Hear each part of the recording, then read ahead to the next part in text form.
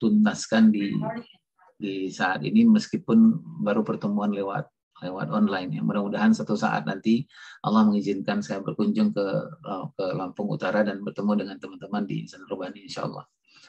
Nah, ayah bunda yang dimuliakan Allah Subhanahu wa taala, saya diamanahkan untuk membicarakan sebuah tema yang sesungguhnya dan sejujurnya ini adalah persoalan saya sebenarnya, yaitu persoalan utang pengasuhan dan luka pengasuhan.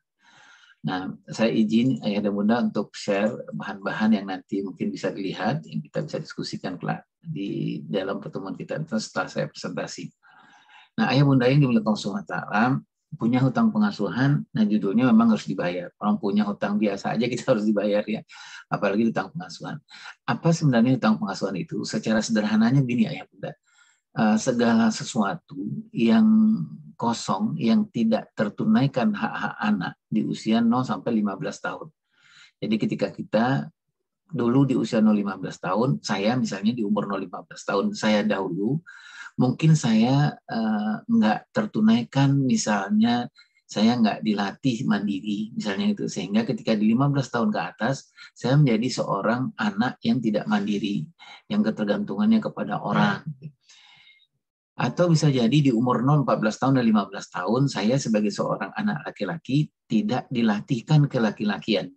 Sehingga ketika 15 tahun ke atas, 16 tahun ke atas, saya muncul sebagai seorang anak laki-laki, seorang laki-laki yang mungkin badan saya laki-laki, tapi perkembangan saya tidak laki-laki. Gitu. Atau ayah bunda yang dimuliakan Allah Subhanahu wa taala, mungkin seumuran saya sekarang yang sudah tua ini, saya masih mempunyai kepribadian yang susah menghadapi persoalan secara langsung. Kadang-kadang saya menghindar dari persoalan. Tidak ada kebiasaan saya untuk menghadapi langsung persoalan. Nah, ini disebut dengan hutang pengasuhan. Kenapa saya suka menghindar dari semua persoalan-persoalan yang ada dalam kehidupan saya? Karena di umur 0-15 tahun, saya tidak dilatihkan bagaimana menyelesaikan persoalan-persoalan. Nah, itulah secara sederhana, maaf ya bunda, secara sederhana apa yang kita sebut dengan utang pengasuhan itu. Nah, kalau definisinya saya menuliskannya begini ayah dan bunda, utang pengasuhan itu adalah keabaian kita, gitu ya. Kalau kita sebagai orang tua, kelalaian kita, kelupaan kita, kelengahan kita akan hak tumbuh kembang anak, khususnya di usia 0-15 tahun. Kenapa disebut 0-15 tahun? Karena secara ilmu parenting, biasanya di umur 15 tahun ke atas, 16 tahun ke atas, baru kita bisa menyebut kalau itu tetap menetap di dalam diri seseorang, jadi kepribadian di dalam diri seseorang, barulah kita menyebutnya hutang pengasuhan. Tapi kalau itu masih terjadi, misalnya kita punya anak umur 11 tahun, umur 12 tahun, belum bisa mandiri, masih banyak ketergantungannya, kasar anaknya, suka berbohong anaknya, atau mungkin anaknya mungkin nggak percaya diri, minder gitu. Itu belum kita menyebutnya sebagai hutang pengasuhan. Karena apa? Karena di umur 14 dan 15 tahun itu secara teori parenting masih bisa dilakukan restrukturisasi atau masih bisa disebut dengan reparenting. Reparenting itu adalah pengulangan-pengulangan mengubah pola-pola lama, pola asuh lama dengan pola asuh baru. Nah, ayah bunda, yang hutang pengasuhan itu nanti munculnya bisa kita melihat adalah di umur 15 tahun ke atas. Nah, apa saja hutang-hutang pengasuhan itu kepada anak kita? Yang pertama adalah bisa jadi dahulu ketika anak kita di umur 0-15 tahun, kita abai, kita lalai, kita lengah sebenarnya untuk yang pertama memberikan hak hidup dan tumbuh kembang anak-anak kita. Contohnya apa ayah bunda? Kalau hak hidup dan tumbuh kembang itu misalnya adalah bagaimana anak-anak kita untuk mendapatkan makan yang baik, gizi yang baik, itu salah satunya. Tapi kalau untuk kembangnya itu lebih kepada bagaimana anak kita dilatih spiritualnya, emosionalnya, intelektualnya, dan sosial. Nah, bisa jadi, ayah dan bunda, bisa jadi dahulu anak kita di umur 0-15 tahun, kita tidak memberikan haknya dia, misalnya dalam sisi spiritual. Nah, contohnya gini, ayah bunda, ketika dahulu anak kita di umur 0-5 tahun, 0-7 tahun, di umur 0-6-7 tahun itu, mudah-mudahan semua kita bersepakat bahwa itu adalah umur terbaik. Sepanjang hidup manusia, itu adalah umur yang terbaik. Jadi tidak ada lagi umur yang terbaik, tidak ada lagi potensi yang terbaik yang Allah berikan sepanjang hidup manusia, kecuali di umur 0-7 tahun. Nah, ayah Iwan, apakah nanti ada potensi perkembangan di umur 8 tahun ke atas, 9 tahun ke atas? Ada. Tetapi tidak sebaik di umur 0 sampai 7 tahun. Itulah sebabnya kenapa para ahli mengatakan jangan pernah main-main dengan anak 0 sampai 7 tahun. Itulah sebabnya kenapa kalau kita mengelola sebuah sekolah, guru-guru PAUD dan TK dan SD kelas rendah itu harus guru-guru yang terbaik dibanding guru SMP, SMA. Gitu ya Bunda ya. Jadi logikanya semacam itu. Kalau kita punya anak 0 sampai 7 tahun, harusnya kita lebih serius mengurusnya daripada dibandingkan, kalau boleh membandingkan dengan anak kita di usia SMP, SMA, dan perguruan tinggi. Karena apa? Karena 0 sampai 7 tahun itu semua buku-buku parenting, semua kalau kita baca dalam parenting Nabawiyah dan lain-lain, dikatakan bahwa ini adalah masa yang tidak boleh kita main-main. Maaf. Jadi kalau di umur 0 sampai 7 tahun itu misalnya kita tidak memberikan hak tumbuh kembang anak-anak kita, nanti terlihatnya bukan di umur 0 sampai 7 tahunnya, tapi terlihatnya nanti di umur 15 tahun ke atas. Misalnya gini ayah bunda, kita tidak membiasakan bagaimana kepembiasaan ibadah kepada anak kita di umur 0 sampai 7 tahun.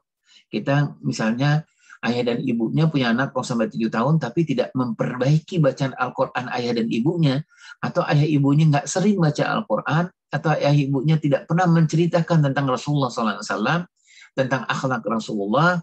Nah bisa jadi anak kita dia tidak akan terlihat bahwa dia secara spiritual dia nggak kuat, nggak akan terlihat di umur 6 sampai 7 tahun, tapi nanti akan terlihat hasilnya itu adalah di umur 15 tahun ke atas. Bisa jadi kita tidak melatih anak kita secara emosional, tidak melatih dia berbagi, tidak melatih dia menolong, itu bisa jadi nggak akan terlihat ketika dia di umur 0 sampai 7 tahun, 0 sampai 8 tahun, tapi terlihatnya nanti di umur 15 tahun ke atas.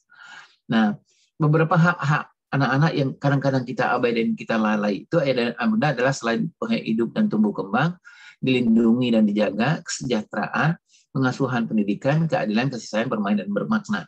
Ini sebahagian yang saya catat hak-hak anak yang banyak diabaikan oleh orang tua, terutama di umur 0-15 tahun. Ya, Bunda ya. Saya ambil contoh lagi. Sekarang di Indonesia, ayah dan bunda, dicatatkan tingkat LGBT untuk anak-anak di umur 15 tahun ke atas itu sangat tinggi, terutama anak laki-laki. Kenapa ini sebabnya? Banyak anak laki-laki yang terpapar ke LGBT gitu, atau anak perempuan yang terpapar ke seks bebas gitu. Nah, salah satu yang menyebabkan itu, beberapa penelitian menyebutkan bahwa anak laki-laki di umur 15 tahun ke atas dia tumbuh sebagai anak laki-laki secara fisik, tetapi secara perkembangan dia nggak tumbuh sebagai anak laki-laki. Salah satu sebabnya adalah ketika anak laki-laki ini berada di umur 8 sampai 14 tahun, 8 sampai 15 tahun, dia tidak punya ayah, gitu. Dalam tanda petik tidak punya ayah. Atau ayahnya tidak ikut mendidik dan mengasuh dia, atau ayahnya tidak ikut melaki-lakikan anak laki-laki di usia 8 sampai 15 tahun. Padahal di usia 8 sampai 15 tahun itu tugas kita terutama ayah kepada anak laki-laki adalah melaki-lakikan anak laki-laki kita, melatihkan kekawaman kepada anak laki-laki kita. Demikian juga dengan anak perempuan. Di usia 8 sampai 15 tahun, tugas ayah adalah bagaimana memperempuankan anak perempuan kita. Nah, itu contoh ayah dan bunda, dan itu definisi secara sederhana tentang hutang pengasuhan. Nah, ayah bunda yang dimuliakan Allah SWT, mengapa terjadi hutang pengasuhan? Para ahli menyatakan perilaku hutang pengasuhan ini, ayah bunda, bisa disebabkan oleh dua hal. Yang pertama, karena relasi pernikahan. Relasi pernikahan antara suami istri, ada hubungan suami istri yang tidak baik sebenarnya, yang hubungannya udah nggak baik, atau hubungan suami istri yang pura-pura baik, sebenarnya sudah tidak baik hubungannya. Ini salah satu yang juga memberikan kontribusi besar ke dalam pengasuhan anak-anak yang meninggalkan hutang pengasuhan. Ya bunda ya. Nah yang kedua adalah soal parenting, soal pengasuhan itu sendiri. Jadi ada dua hal yang paling besar menyebabkan terjadinya perilaku hutang pengasuhan ini. Disebabkan karena karena memang relasi pernikahan suami istri memang sudah tidak baik, atau tidak baik tapi mereka pura-pura baik, gitu ayah bunda ya. Nah nanti pengaruhnya kepada parenting, kepada sistem pengasuhannya. Nah ayah bunda yang dimuliakan Allah SWT, kita mau melihat sekarang tentang tiga hal yang paling penting. di dalam relasi pernikahan itu. Kenapa relasi pernikahan ini menyebabkan terjadinya hutang pengasuhan kepada anak-anak kita? Yang pertama adalah di dalam relasi pernikahan itu kita bisa melihat, bisa jadi relasi pernikahan dari suami istrinya tidak baik karena memang relasi spiritual antara suami dengan istri kepada Allah Subhanahu wa taala mungkin nggak tinggi, nggak bagus gitu ya budaya, terutama ayah. Karena di dalam teori parenting itu disebutkan kalau ada apa-apa masalah di rumah tangga kita, masalah pengasuhan kepada misalnya komunikasi dengan pasangan, masalah komunikasi dengan anak-anak, para ahli menyebutkan banyak sebenarnya penyebabnya hal yang terjadi semacam itu. Tetapi ahli menyebutkan, coba yang pertama kalau ada persoalan dalam rumah tangga kita, yang pertama kita periksa itu harusnya seperti apa relasi spiritual ayah dengan Allah Subhanahu wa taala. Itu yang paling utama. Jadi ayah bunda yang milik Allah Subhanahu wa taala begitu luar biasanya, begitu pentingnya kondisi relasi spiritual ayah itu sangat menentukan seperti apa nanti pengasuhan yang terjadi dalam rumah tangga kita. Itu yang pertama ayah bunda. Yang kedua, kita melihat relasi pernikahan yang menyebabkan terjadinya hutang pengasuhan itu adalah saya menyebutnya fitrah yang tertukar. Fitrah yang tertukar itu adalah fitrah ibu yang harusnya menjadi tulang rusuk berubah menjadi tulang punggung. Nah, gitu ya bunda ya, gitu ya. Sehingga apa? Sehingga anak-anak yang dari ibu itu dia harus mendapatkan tender love, yang dari ibu dia harus mendapatkan kasih sayang, ibunya kehilangan kasih sayang. Jadi ketika berhadapan dengan anak-anak, karena ibunya sudah berubah menjadi tulang rusuk, maka tulang punggung, maka ibunya mungkin nggak mempunyai lagi tender love itu, kelembutan itu, kasih sayang itu udah nggak mempunyai lagi. Sehingga ibunya sering marah, kalau apa-apa ngamuk, kalau apa-apanya baperan dan lain-lain. Atau ayah bunda yang dimuliakan Allah Subhanahu wa taala, fitrah yang tertukar itu adalah fitrahnya ayah gitu, yang harusnya juga ikut mendampingi anak-anaknya, tetapi ayahnya tidak mendampingi anak-anaknya.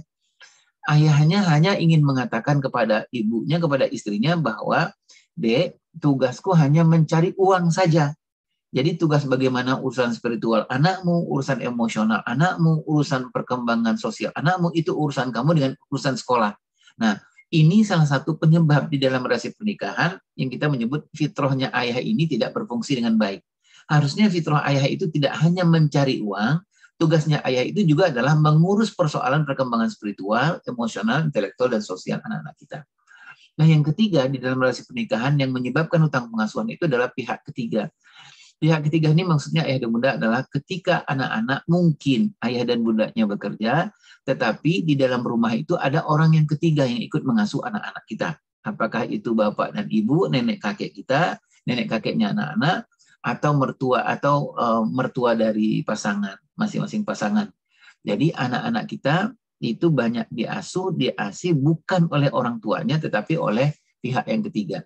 Pihak yang ketiga ini bisa jadi juga adalah pihak sekolah, atau bisa jadi adalah pihak-pihak yang lain yang lebih banyak berperan di dalam mengasuh dan menghebatkan anak-anak kita. Nah, itu tiga hal yang paling penting ayah bunda yang dimuliakan Allah Subhanahu wa taala di dalam relasi pernikahan.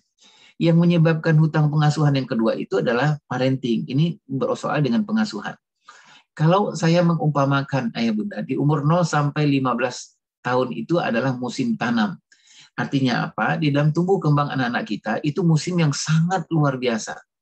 Allah memberikan potensi yang untuk dikembangkan bagi anak-anak kita luar biasanya di umur 0-15 tahun itu. Semakin kecil umur anak-anak kita, semakin besar potensinya. Itulah sebabnya tadi saya menyebutkan jangan pernah main-main dengan usia 0-7 tahun. Itulah sebabnya para alim mengatakan harusnya yang menjadi guru PAUD, guru TK, dan guru SD itu jauh lebih bagus dari guru SMP, guru SMA. Karena amanah Allah itu yang paling banyak, yang paling besar itu ada di usia-usia 0-7 tahun, 0-8 tahun. Kalau ada ayah ibu yang punya anak 0-7 tahun, itu dia main-main kepada anak 0-7 tahun, berarti dia sedang mengkhianati amanah-amanah Allah, atau dia sedang tidak mau menanam di musim tanam yang sangat luar biasa. Nah, ayah bunda, mari kita sepakati musim tanam yang saya istilahkan nanti itu adalah di umur 0-14 tahun sampai 15 tahun. Nah, apa penyebab utang pengasuhan yang pertama itu dari sisi pengasuhan, sisi parenting adalah kurangnya persiapan menjelang musim tanam. Nah, ini berkaitan dengan persoalan sebelum menikah nih ayah bunda. Bisa jadi sebelum menikah, ya ayah bunda ya di pranikahnya sepasang suami istri ini memang nggak punya pengetahuan yang besar. Mau kemana dibawa rumah tangga, kalau nanti sudah punya anak apa yang harus dilakukan, bisa jadi ini memang tidak punya banyak pengetahuan yang didapatkan. Sehingga ketika nanti sudah menikah, dan kemudian Allah amanahkan anak, benar-benar sama-sama nggak punya, sama-sama dua-duanya nggak punya pengetahuan tentang apa yang harus dilakukan kepada anak-anak. Sehingga apa yang terjadi, musim tanam berjalan terus ayah dan bunda. Ketika di usia terbaiknya anak-anak kita di usia 0 sampai 7 tahun, bapak dan ibunya tidak juga mencari pengetahuan tentang apa yang harus dilakukan kepada anak-anak, sehingga tumbuh kembang anak-anak kita berjalan begitu saja. Itu yang pertama. Yang kedua, tidak ada petani di musim tanam. Maksudnya apa ini petani ini? Petani ini maksudnya saya ibaratnya ayah dan ibu. Jadi musim tanam nih di umur 14 tahun atau 15 tahun ayah bunda.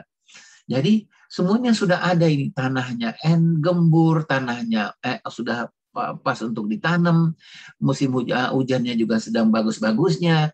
Sementara semua kondisi itu sudah sangat memungkinkan untuk ditanam. Tapi sayangnya petaninya, bapak dan ibunya ini nggak ada. Nggak ada maksudnya itu apa ya bunda? Bisa jadi bapak dan ibunya itu ada secara fisik. Pulang setiap hari, pergi kerja, pulang kerja. Tetapi dia nggak menanam kepada anak-anaknya. Dia tidak memberikan asupan kepada anak-anaknya. Kenapa ini ayah dan bunda? Sebabnya bisa jadi karena ayah bunda, karena bisa jadi pandangan dari bapak dan ibu ini, dia hanya berpandangan bahwa yang namanya membesarkan anak itu ngurus makan dan minum saja. Urusan-urusan yang lain, bagaimana dia spiritual anak, bagaimana emosional anak, ya sudah, nanti aja diserahkan aja kepada pihak sekolah. Padahal pihak sekolah hanya sekedar membantu. Kita lah peletakkan dasarnya kita lah menghebatkan semuanya itu, pihak sekolah hanya membantu. Kalau kita mengharapkan ke sekolah, nggak mungkin ayah dan bunda, karena sekolah itu tidak mengurus 1-2 orang anak, tapi sekolah itu mengurus ratusan anak-anak. Nah itu yang kedua, ya dari sisi pengasuhan. Kenapa terjadi hutang pengasuhan? Yang ketiga adalah tidak menanam di musim tanam. Ya, jadi yang kedua itu tadi adalah bapak ibunya ada musim tanam, ada anak-anaknya di usia 14 sampai 15 tahun, tetapi bapak ibunya nggak berperan, gitu ya bunda ya, kecuali hanya sekedar mencari uang saja, mencari makan dan minum. Kemudian yang ketiga, kenapa tadi hutang pengasuhan pada anak-anak kita? Nah, yang ketiga ini sebabnya adalah tidak menanam di musim tanam. Maksudnya begini ayah bunda. Jadi di umur 0 sampai 7 tahun, apa yang harus dilakukan? Misalnya para ahli mengatakan, di umur 0 sampai 7 tahun itu hati-hati dengan 5 hal yang paling penting. Adalah persoalan kehangatan anak-anak kita, kedekatan kita kepada anak kita, kelekatan kita kepada anak kita, keterikatan kita kepada anak kita, keterlibatan kita kepada anak kita. Ini sangat penting di umur 0 sampai 7 tahun. Misalnya kehangatan itu apa contohnya ya bunda? Contohnya kehangatan itu adalah ketika anak kita berusia 0 sampai 2 tahun, 0 sampai 2,5 tahun, itu disebut dengan umur bonding. Umur bonding itu umur yang sangat menentukan seperti apa anak-anak kita dewasa kelak kemudian hari. Umur bonding ini biasanya ibu-ibu yang banyak berperan, ya. Bagaimana ibu memperlakukan bayinya di umur 0 sampai 2 tahun. Yang jadi persoalan adalah ini akan menimbulkan hutang pengasuhan atau luka pengasuhan ketika anak di umur 0-2 tahun, anak laki-laki dan perempuan, ibunya hanya sekedar ya misalnya atau memberi susu gitu ya, memberi ASI, memberi makan, tetapi tidak menanamkan nilai-nilai, tidak menanamkan hal-hal yang baik dan menanamkan pengasuhan kepada anak-anaknya. Jadi hanya sekedar hanya memberi ASI, tetapi tidak memberikan misalnya asupan tentang akidah, asupan tentang ibadah dan lain-lain. Sehingga apa yang terjadi? Anak-anak hanya tumbuh saja, badannya tumbuh tapi dia tidak berkembang gitu ya. Badannya terus tumbuh karena dia makan dan minum dengan baik, sementara perkembangannya tidak berkembang dengan baik. Tadi saya sudah menyebutkan kepada ayah dan bunda, amanah anak itu yang Allah berikan kepada kita, pertumbuhan itu cuma satu ayah bunda. Pertumbuhan itu fisikal. Tapi yang amanah yang empat ini, amanah yang sangat luar biasa, disebut dengan amanah perkembangan, yaitu spiritual, emosional, intelektual, dan sosial. Jadi amanah anak kepada kita itu 5. Allah memberikan amanah kepada kita. 4-nya itu perkembangan. 1 itu hanya berurusan dengan persoalan pertumbuhan. Nah yang terakhir, yang keempat, yang menyebabkan hutang pengasuhan dari sisi pengasuhan itu adalah salah menanam di musim tanam. Maksudnya begini, anak di umur 0-7 tahun harusnya kita berikan A, tapi kita memberikannya B. Memberikan B ini harusnya cocoknya buat anak 7-14 tahun, 8-15 tahun. Anak 8-15 tahun harusnya kita memperlakukan dengan cara C, Tapi kita memperlakukannya dengan cara D. Padahal cara D itu adalah cocoknya buat anak 0 sampai 7 tahun. Jadi salah nanam, ayah dan bunda. Harusnya ditanam ini buat 0 sampai 7 tahun, tapi yang kita tanam itu tuh harusnya di umur 8 sampai 15 tahun. Apa sebabnya salah menanam ini? Yang paling banyak terjadi itu adalah karena memang tidak tahu caranya, ayah bunda. Jadi tidak tahu ini anak kita umur 4 tahun, apa yang berkembang, kita nggak tahu perkembangan anak-anak kita, sehingga kita salah menanamnya. Saya ngambil contoh sederhana begini, ayah bunda. Salah nanam. Anak-anak kita yang kelas rendah, kelas 3 ke bawah, itu kalau kita mengapresiasi mereka, itu masih cocok dengan memberikan pujian. Gitu ya bunda ya. Ini teman-teman dari Insan Robani lebih pahami.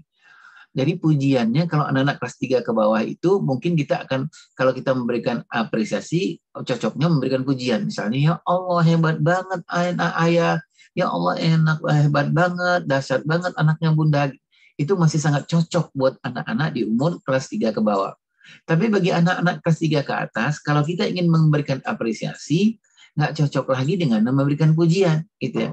Makanya kalau anak-anak kelas 4 ke atas nggak cocok lagi kita beriel-yel mengatakan apa kabar, alhamdulillah, Allahu Akbar, nggak cocok lagi buat anak 4 ke atas. Karena apa? Cocoknya bagi anak kelas 4 ke atas itu dia harus mendapatkan, kalau memberikan apresiasi dengan memberikan penghargaan. Bagi anak 4 SD ke atas itu, kalau mau dipuji, pujilah bukan badannya, bukan dirinya, tapi pujilah apa yang dia lakukan. Gitu ya bunda ya. Kalau bagi anak-anak kelas 3 ke bawah, pujilah badannya, pujilah keterampilan yang dia lakukan. Nah, kadang-kadang ayah dan bunda, yang harusnya kita memuji untuk cocoknya buat anak kelas 3 ke bawah, kita tetap melakukannya kepada anak SD, kepada anak kelas tinggi, anak SMP. Sehingga pujian kita, apresiasi kita itu tidak menambah tumbuh kembangnya dia. Gitu ya bunda. Nah, ini yang kita sebut dengan salah menanam. Atau sampai contoh lagi ayah bunda. Misalnya salah menanam. Bagi anak-anak kelas 4 SD ke atas, kata depannya itu nggak cocok lagi di, tapi harusnya me. Tidak lagi cocok pas diambilkan. Dia harus cocoknya dia mengambilkan. Jadi anak kelas 4 SD ke atas itu, ayah bunda harusnya sudah, kalau dia makan siang atau makan apa, harusnya dia ngambil sendiri. Harusnya dia mengambil, bukan diambilkan lagi. Kenapa? Karena umurnya itu sudah cocok untuk belajar mandiri sebenarnya. Ya, kadang-kadang dengan berbagai alasan, kita masih tetap memperlakukan, bahkan anak SMP kita masih sering memperlakukan, masih tetap diambilkan, masih tetap diambilkan dengan kata depan, dibangunkan, diambilkan, dan lain-lain. Masalahnya apa? Dampaknya yang tadi saya sebutkan itu, kalau salah menanam itu mungkin hasilnya kita masih tetap nih, anak SMP kita, anak SD kelas tinggi kita masih diambilkan, apa-apa diambilkan. Hasilnya, dampaknya nggak akan terlihat sekarang ketika dia usia di SD dan SMP, nggak akan terlihat sekarang. Tetapi ketika dia sudah menanjak ke masa di atas baliknya dia, di atas 15-16 tahun, dia akan menjadi kosong dari segi persoalan kemandirian. Kenapa? Karena harusnya dia tidak lagi dilatih untuk diambilkan, tapi sudah harus dilatih untuk mengambilkan. Nah, ayah dan bunda, ini adalah dua hal penyebab terjadinya utang pengasuhan. Satu, relasi pernikahan yang buruk, pernikahan yang pura-pura, itu pasti akan menghasilkan pengasuhan yang buruk juga kepada anak-anak kita. Atau relasi pernikahan yang pernikahan mereka sebenarnya udah nggak baik-baik saja, tetapi mereka tidak mau untuk memperbaiki rumah tangga mereka, sehingga berjalanlah rumah tangga itu penuh dengan kebohongan, penuh dengan kepura-puraan. Nah, dampaknya akan terlihat bagaimana mereka mengasuh anak-anak mereka. Nah, ini dampaknya ya bunda, pengaruhnya nanti kepada persoalan parenting. Nah, dua hal itu ayah dan bunda yang muliakan SWT. Apa dampak di utang pengasuhan itu? Ada dua hal. Yang pertama, kepada orang tua jelas utang pengasuhan itu. Jadi nanti kita melihat anak kita 15 tahun ke atas, kita kaget gitu, ya Allah, ini kok anak kita nggak mandiri ya, kok anak kita nggak bertanggung jawab, kok anak kita penakutnya luar biasa, kok anak kita apa-apa nggak bisa menyelesaikan masalah, kok anak kita korban bully ya gitu ya. Nanti kita akan menjadi kaget. Kenapa?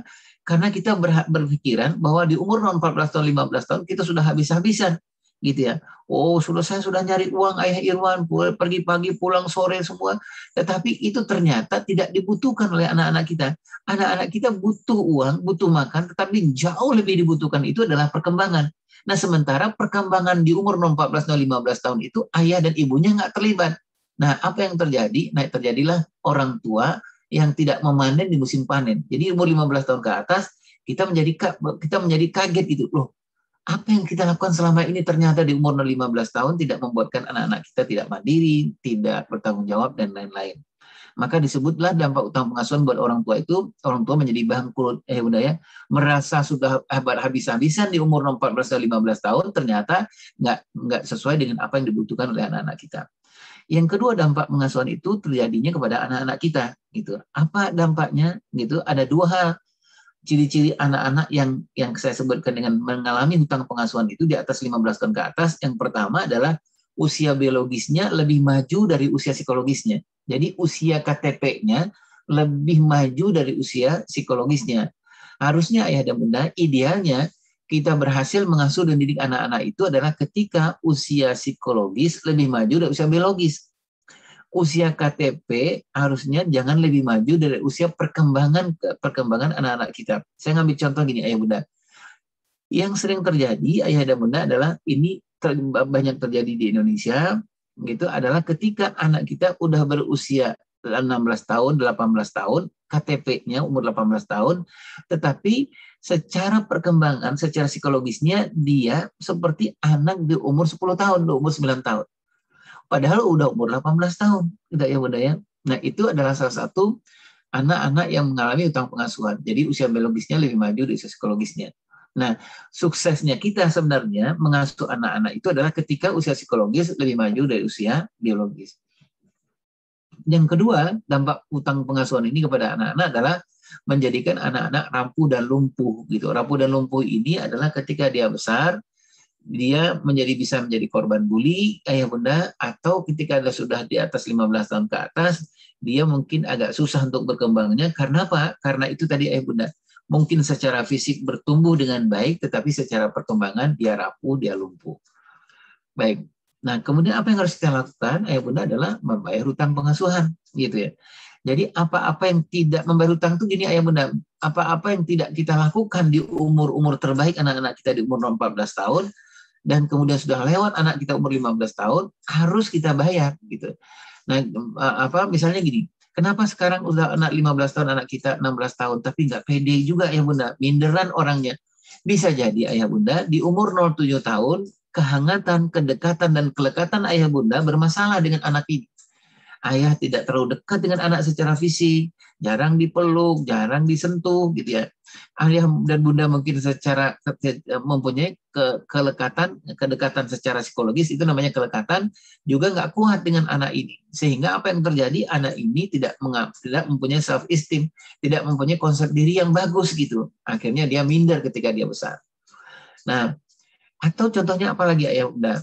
Misalnya anak laki-laki kita di umur 15-16 tahun ke atas.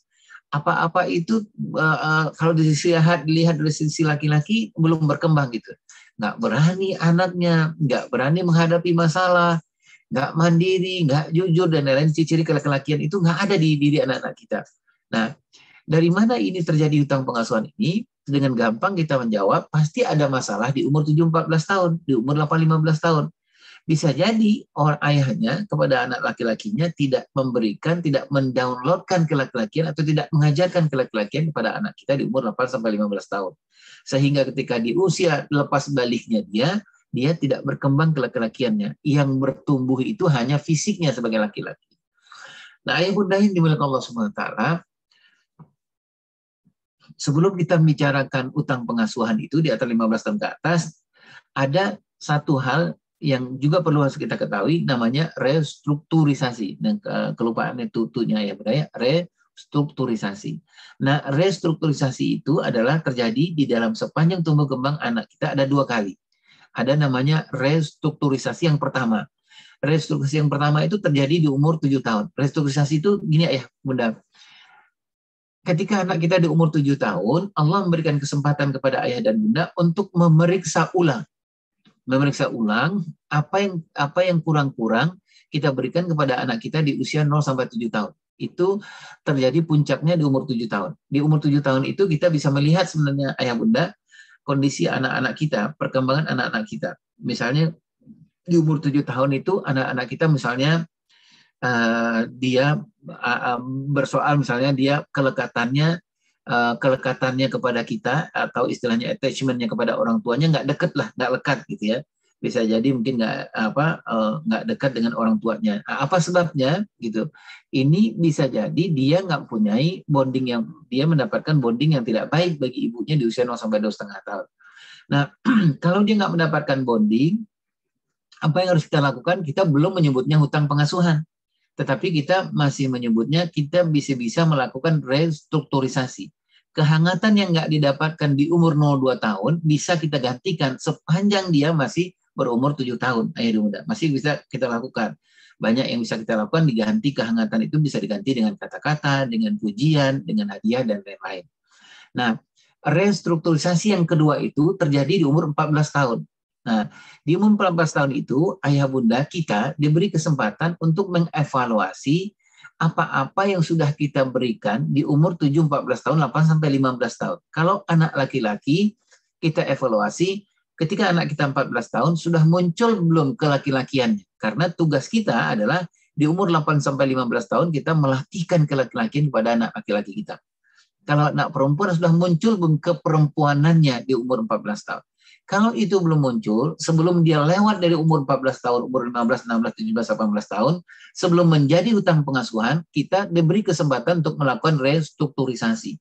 Nah, restrukturisasi itu salah satu atau kata lainnya adalah kita melakukan reparenting, ayah bunda. Reparenting itu kita melakukan membuat pola baru.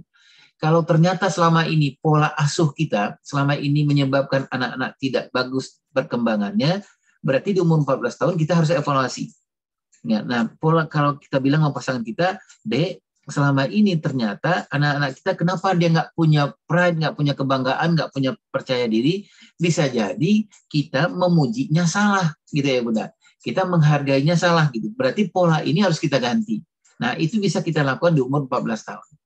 Nah, ayah bunda yang dimuliakan Allah SWT, kalau sudah lewat, ini teori ayah bunda ya, bisa jadi anak-anak itu perkembangannya bisa jadi sampai 15 tahun, 16 tahun baru dia menetap jadi kepribadian. Nah, di atas umur 15-16 tahun itu, ayah bunda, para ahli menyebutnya itu sudah menjadi hutang pengasuhan. Hutang pengasuhan itu biasanya sudah mulai menetap di dalam diri anak-anak kita, menjadi kepribadiannya dia. Gitu ya. Hutang pengasuhan ini kalau tidak diperbaiki atau tidak dibayar, dia terus-menerus bisa menjadi sampai tua. Ayah bunda, banyak sekali kita menyaksikan bahkan ada orang yang sudah berumur 60 tahun lebih, ternyata kepribadiannya itu tidak baik, gitu ya bunda. Orangnya mungkin sombongnya luar biasa, atau orangnya nggak peduli dengan orang. Ini bukan karena persoalan dia di umur 60 tahun, tetapi dia punya hutang pengasuhan yang belum dia terselesaikan, yang terjadi di umur 0-15 tahun. Gitu. Ada orang yang sudah umur 60 tahun, tetapi kepeduliannya nggak ada. Nggak ada rasa empatinya. Ini bukan karena persoalan dia di umur 60 tahun, di umur 67 tahun, bukan. Tetapi persoalan ini terjadi kenapa? Karena kenapa terjadi kepribadian itu ada dalam dirinya? Salah satunya adalah lihatlah deposit pengasuhan dia di umur 0 sampai 15 tahun. Baik. Nah, ayah bunda yang dimuliakan oleh Allah Subhanahu wa taala, nggak ada kata terlambat yang jelas ya. Wah, dari sisi waktu nggak ada kata terlambat kita untuk memperbaiki, untuk membayar utang pengasuhan ini. Waktu Allah siapkan sampai kapanpun kita masih bisa untuk membayar utang pengasuhan ini.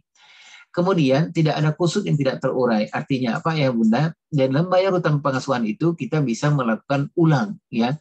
Namanya reparenting, namanya membuat pola baru.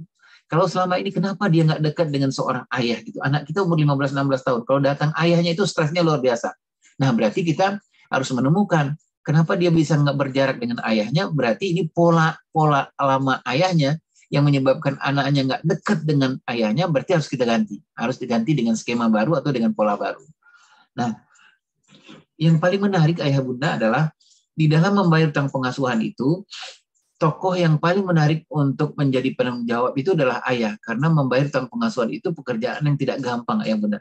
Pekerjaan yang sangat sulit. Bayangkan kita harus menuntaskan, mengulangi atau mengulang semua yang tidak kita berikan di umur 0-15 tahun. Nah ini memang dibutuhkan tokoh yang tangguh ini. Nah salah satu tokoh yang tangguh itu adalah ayah. Jadi ayah di dalam tema membayar utang pengasuhan atau membasuh luka pengasuhan ini adalah ayah yang paling depan, ayah yang memimpin proyek ini. Kemudian bagaimana cara kita membayar utang pengasuhan? Yang pertama adalah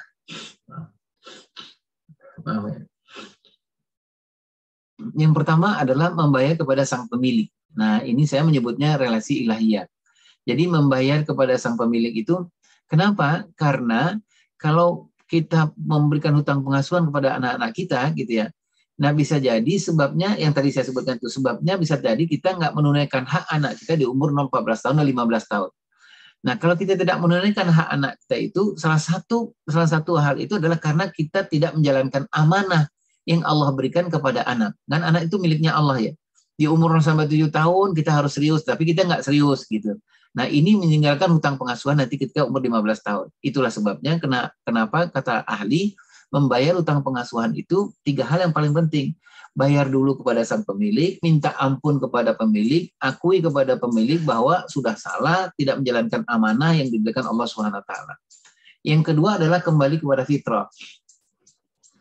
Kembali kepada fitrah itu adalah bagaimana kita memberesi relasi pernikahan kita.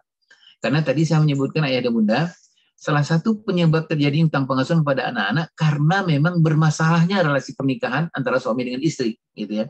Jadi cara membayarnya adalah harus kita kembali memperbaiki fitrah pernikahan kita. Kita memperbaiki relasi pernikahan kita.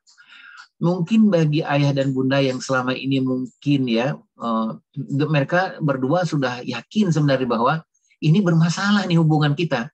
Sudah jalani 3 tahun, 7 tahun, 4 tahun, 5 tahun, 6 tahun, 8 tahun, tetapi masalahnya semakin banyak gitu. Nah, salah satu usahanya adalah supaya jangan anak-anak menjadi korban terus.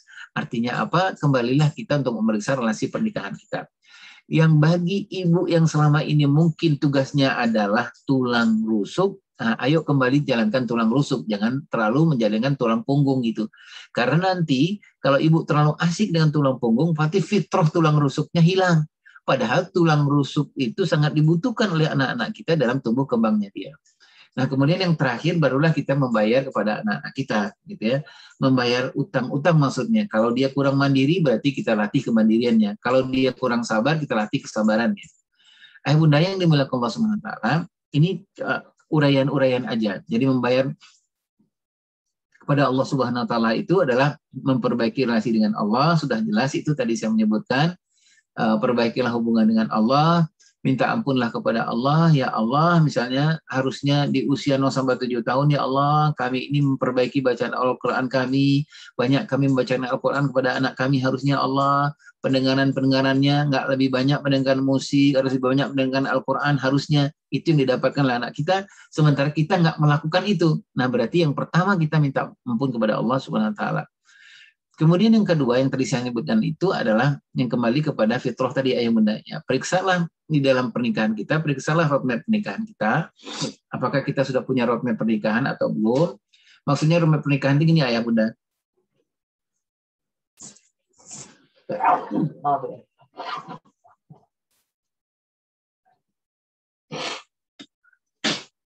Maaf. Nah, roadmap pernikahan itu maksudnya ini ayah bunda. Marilah kita periksa dalam pernikahan kita ini udah punya tujuan pernikahannya kemana gitu ya.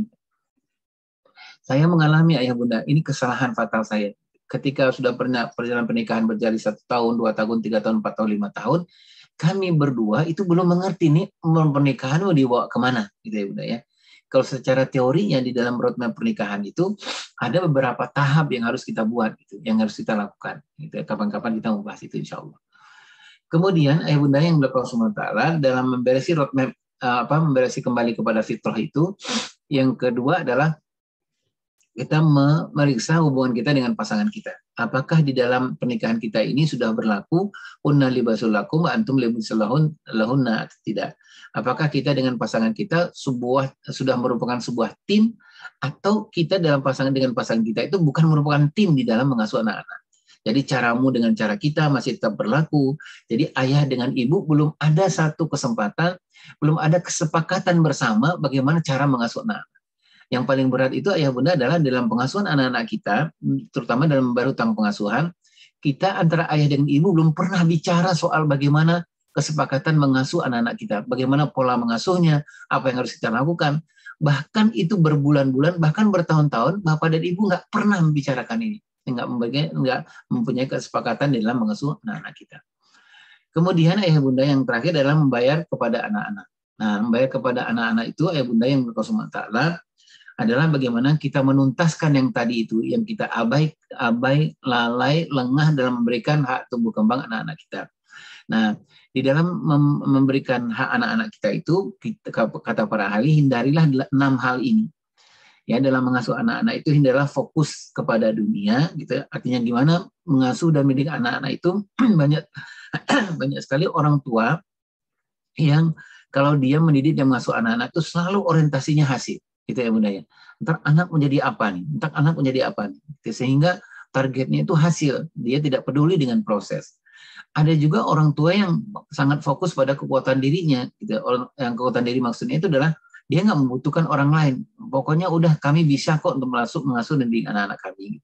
Atau yang fokus pada anak. Gitu. Dalam pengasuhan itu ayah bunda, ini fokus, ini paradigma yang harus kita hindari. Kadang-kadang kita apa-apa yang salah anak. Misalnya anak umur 8 tahun, 9 tahun, kenapa sih lari-lari aja? Kenapa sih kok nggak ngerti? Kenapa sih kamu nggak mau menolong ayah dan ibu? Selalu fokusnya yang salah itu anak. Padahal ayah dan bunda yang bertanggung jawab, anak-anak di umur itu bisa jadi bukan dia salah, tetapi karena kurangnya ayah ibu mencontohkan apa yang bagus dilakukan oleh anak-anak kita. Atau ada juga orang tua yang fokus pada otak saja, dia otaknya anak, tapi nggak peduli kepada persoalan emosional, persoalan agama, persoalan tauhid dan lain-lain. Ada juga ayah dan bunda pengasuhan orang tua itu yang fokusnya pada guru. Jadi seolah-olah guru sekolah itu segala-galanya ayah dan bunda. Padahal mudah-mudahan kita sepakat ayah dan bunda ya, guru sekolah hanya membantu saja. Yang menjadi pelatih utama, yang menjadi coach utama itu adalah orang tua. Ini ya bunda. Atau ada yang hanya terfokus kepada teori-teori, tidak kepada hal-hal yang sifatnya dari Allah dan atau dari Rasulullah SAW. Nah, ayah bunda yang dimuliakan Allah Subhanahu wa Ta'ala, ada beberapa hal juga yang harus kita beresi di dalam pengasuhan kepada anak-anak kita ini. Yang pertama adalah ayah dan ibu, bapak dan ibu harus sama prinsip pengasuhannya. Mari kita cek lagi apakah di dalam rumah tangga kita suami dengan istri sudah sama belum prinsip-prinsip pengasuhannya. Karena di dalam Tarbiyatul Aulad prinsip pengasuhan itu harus sama antara bapak dengan ibu. Yang kedua adalah apakah bapak ibu sudah membicarakan pola pengasuhan di dalam mengasuh anak-anak kita. Maksud saya begini ayah bunda. Pola pengasuhan itu segala sesuatu yang sifatnya daily activity, kegiatan sehari-hari mengasuh anak-anak kita. Saya ngambil contoh sederhana satu. Apakah ayah dan ibu dalam contoh pola pengasuhan yang sederhana, seperti apakah bapak dan ibu membangunkan anaknya di pagi hari? Gitu. Apakah sudah ada kesepakatan polanya antara bapak dengan ibu? Kalau sudah sepakat berarti alhamdulillah. Yang menjadi persoalan itu adalah sepanjang anak kita berhari-hari, berbulan-bulan, bertahun-tahun, cara membangunkan anak itu belum pernah tersepakati. Jangankan belum pernah tersepakati, belum pernah terbicarakan. Nah, berarti ini memang belum ada kesepakatan tentang pola asuh. Ayah bunda yang dimuliakan Allah Subhanahu wa Ta'ala, kalau pola asuh ini tidak disepakati, korban yang paling berat itu adalah anak-anak kita. Saya ambil contoh tadi, anak-anak setiap hari, gitu, bertahun-tahun itu dibangunkan ayah dengan cara ayah. Kalau ibu yang membangunkan dengan cara ibu, antara ayah dengan ibu belum ada kesepakatan. Cara kita itu seperti apa? Sehingga anak-anak setiap hari itu kalau ayahnya membangunkan dengan pola ayahnya, kalau ibunya membangunkan dengan pola ibunya. Jadi tumbuhlah anak-anak itu satu yang paling gampang hilang itu, yang paling gampang rusak itu disebut dengan self-esteem. Cara dia memandang dirinya itu yang akan pertama rusak ketika pola asuh ini tidak tersepakati. Nah, yang ketiga adalah tentang roadmap pengasuhan. Roadmap pengasuhan ini ayah bunda adalah yang paling sederhana itu, roadmap pengasuhan ini adalah bagaimana kita mengasuh anak laki-laki dan anak perempuan. Pasti berbeda ya bunda ya.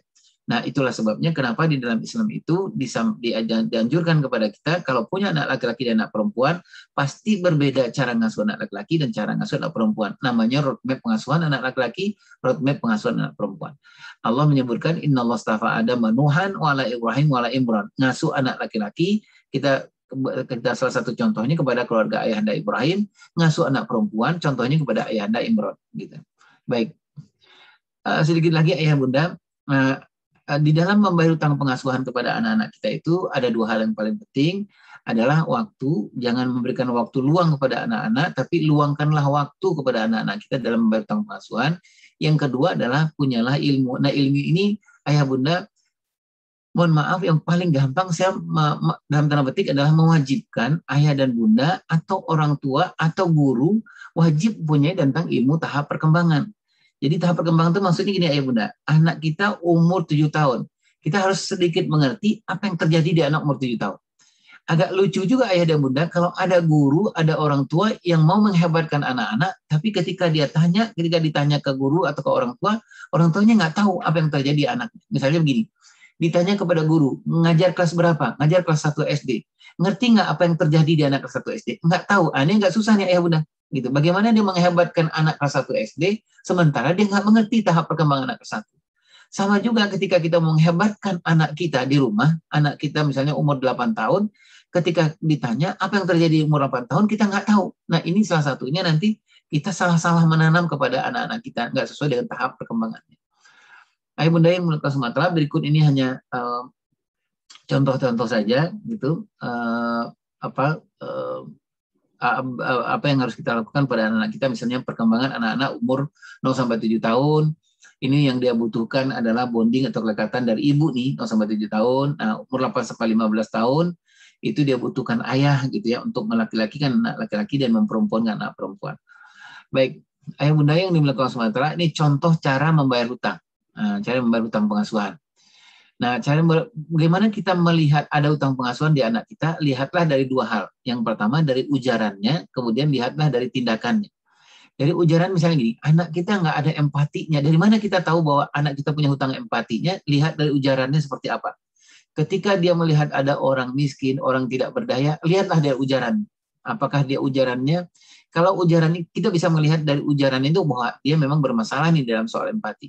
Atau lihatlah tindakannya, bagaimana misalnya kalau kita lagi lewat di depan orang yang tidak berpunya misalnya, atau orang-orang yang tidak berdaya, apa yang dia lakukan gitu. Nah dari situ kita bisa melihat bahwa anak kita punya utang pengasuhan.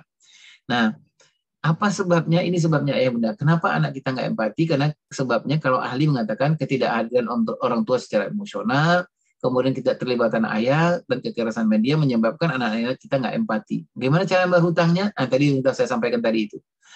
Kepada Allah lebih dahulu, minta ampun kepada Allah, kemudian cek, bilang sama pasangan kita, Dek, kita punya hutang nih. Nah, yang hutang itu bisa jadi kamu yang menghutangi, bisa jadi aku yang menghutangi. Karena di dalam bayar hutang pengasuhan itu nggak boleh ada perbedaan antara bapak dan ibu. Sama-sama harus merasakan bahwa kita lah yang menyebabkan terjadinya hutang pengasuhan itu. Nah, kemudian membayar kepada anak, nah ini contohnya. Ya, mudah ya. Kasih tahu kepada anak empati itu seperti apa. Kemudian contohkan kepada anak dan kemudian lakukan berkali-kali. Mudah-mudahan dengan cara semacam ini, mudah-mudahan utang-utang pengasuhan anak-anak kita akan bisa kita bayar. Kemudian yang keempat, ayah dan bunda adalah menciptakan lingkungan yang soleha. Nah, bisa jadi ayah bunda ketika kita sudah membayar utang pengasuhan, kita mencarikan tempat buat anak-anak kita, jangan lagi dia, supaya apa yang sudah kita bayar itu tetap langgeng, tetap menjadi kepribadian yang baru bagi anak-anak kita. Ayah bunda yang dimiliki SWT, mungkin itu yang bisa saya sampaikan karena keterbatasan ilmu saya. Nanti insya Allah kalau ada kesempatan untuk diskusi, kita diskusi. Saya serahkan lagi kepada Ustazah. Wallahu a'lam bishawab. Assalamualaikum warahmatullahi wabarakatuh. Waalaikumsalam warahmatullahi wabarakatuh. Baik, terima kasih atas materi hebat ya, materi luar biasa yang sudah disampaikan oleh pemateri hari ini, membayar hutang dan membasuh luka pengasuhan. Luar biasa kalau kita menyimak tadi materinya, sangat luar biasa. Mudah-mudahan apa-apa yang sudah kita dengarkan bisa kita petik ya, kita ambil pelajaran dan kita perbaiki untuk di masa yang akan datang. Baik, ayah bunda masih semangat ya? Ya, semoga masih semangat semua karena akan dibuka sesi tanya jawab atau ruang diskusi. Di sini ada 2 sesi, karena kita ada yang hadir offline dan juga online. Jadi masing-masing sesi nanti satu dari yang offline dan satu untuk yang online atau via Zoom. Sesi pertama yaitu sesi bertanya ya. Kami persilahkan kepada 2 penanya, satu dari online dan satu offline, untuk mengajukan pertanyaan. Baik, mungkin yang pertama akan saya persilahkan untuk yang hadir, ini mohon bantuan kepada teman-teman yang ada di ruangan offline untuk menunjuk atau mempersilahkan salah satu peserta atau wali kita yang terlebih dahulu menunjuk ya. Nanti bisa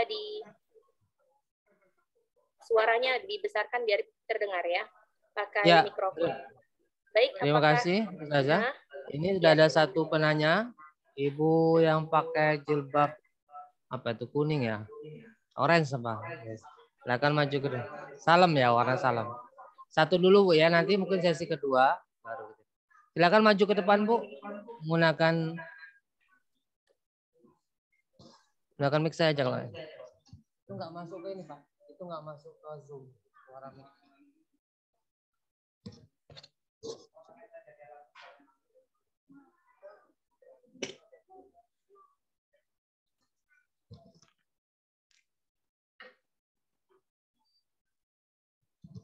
Pakai ini aja, kemudian bisa di-setting itu. Pak, shot ini pakai mic ini.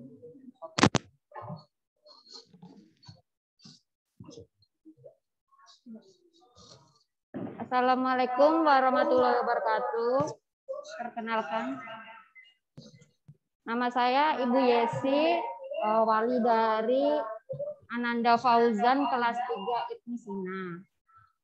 Tadi Bapak tadi menjelaskan mengenai permasalahan kita punya hutang pola asuh jika kita ada hubungan relasi pernikahan yang tidak baik-baik saja. Yang kedua dengan pola parentingnya antara umur 0 sampai 15 tahun.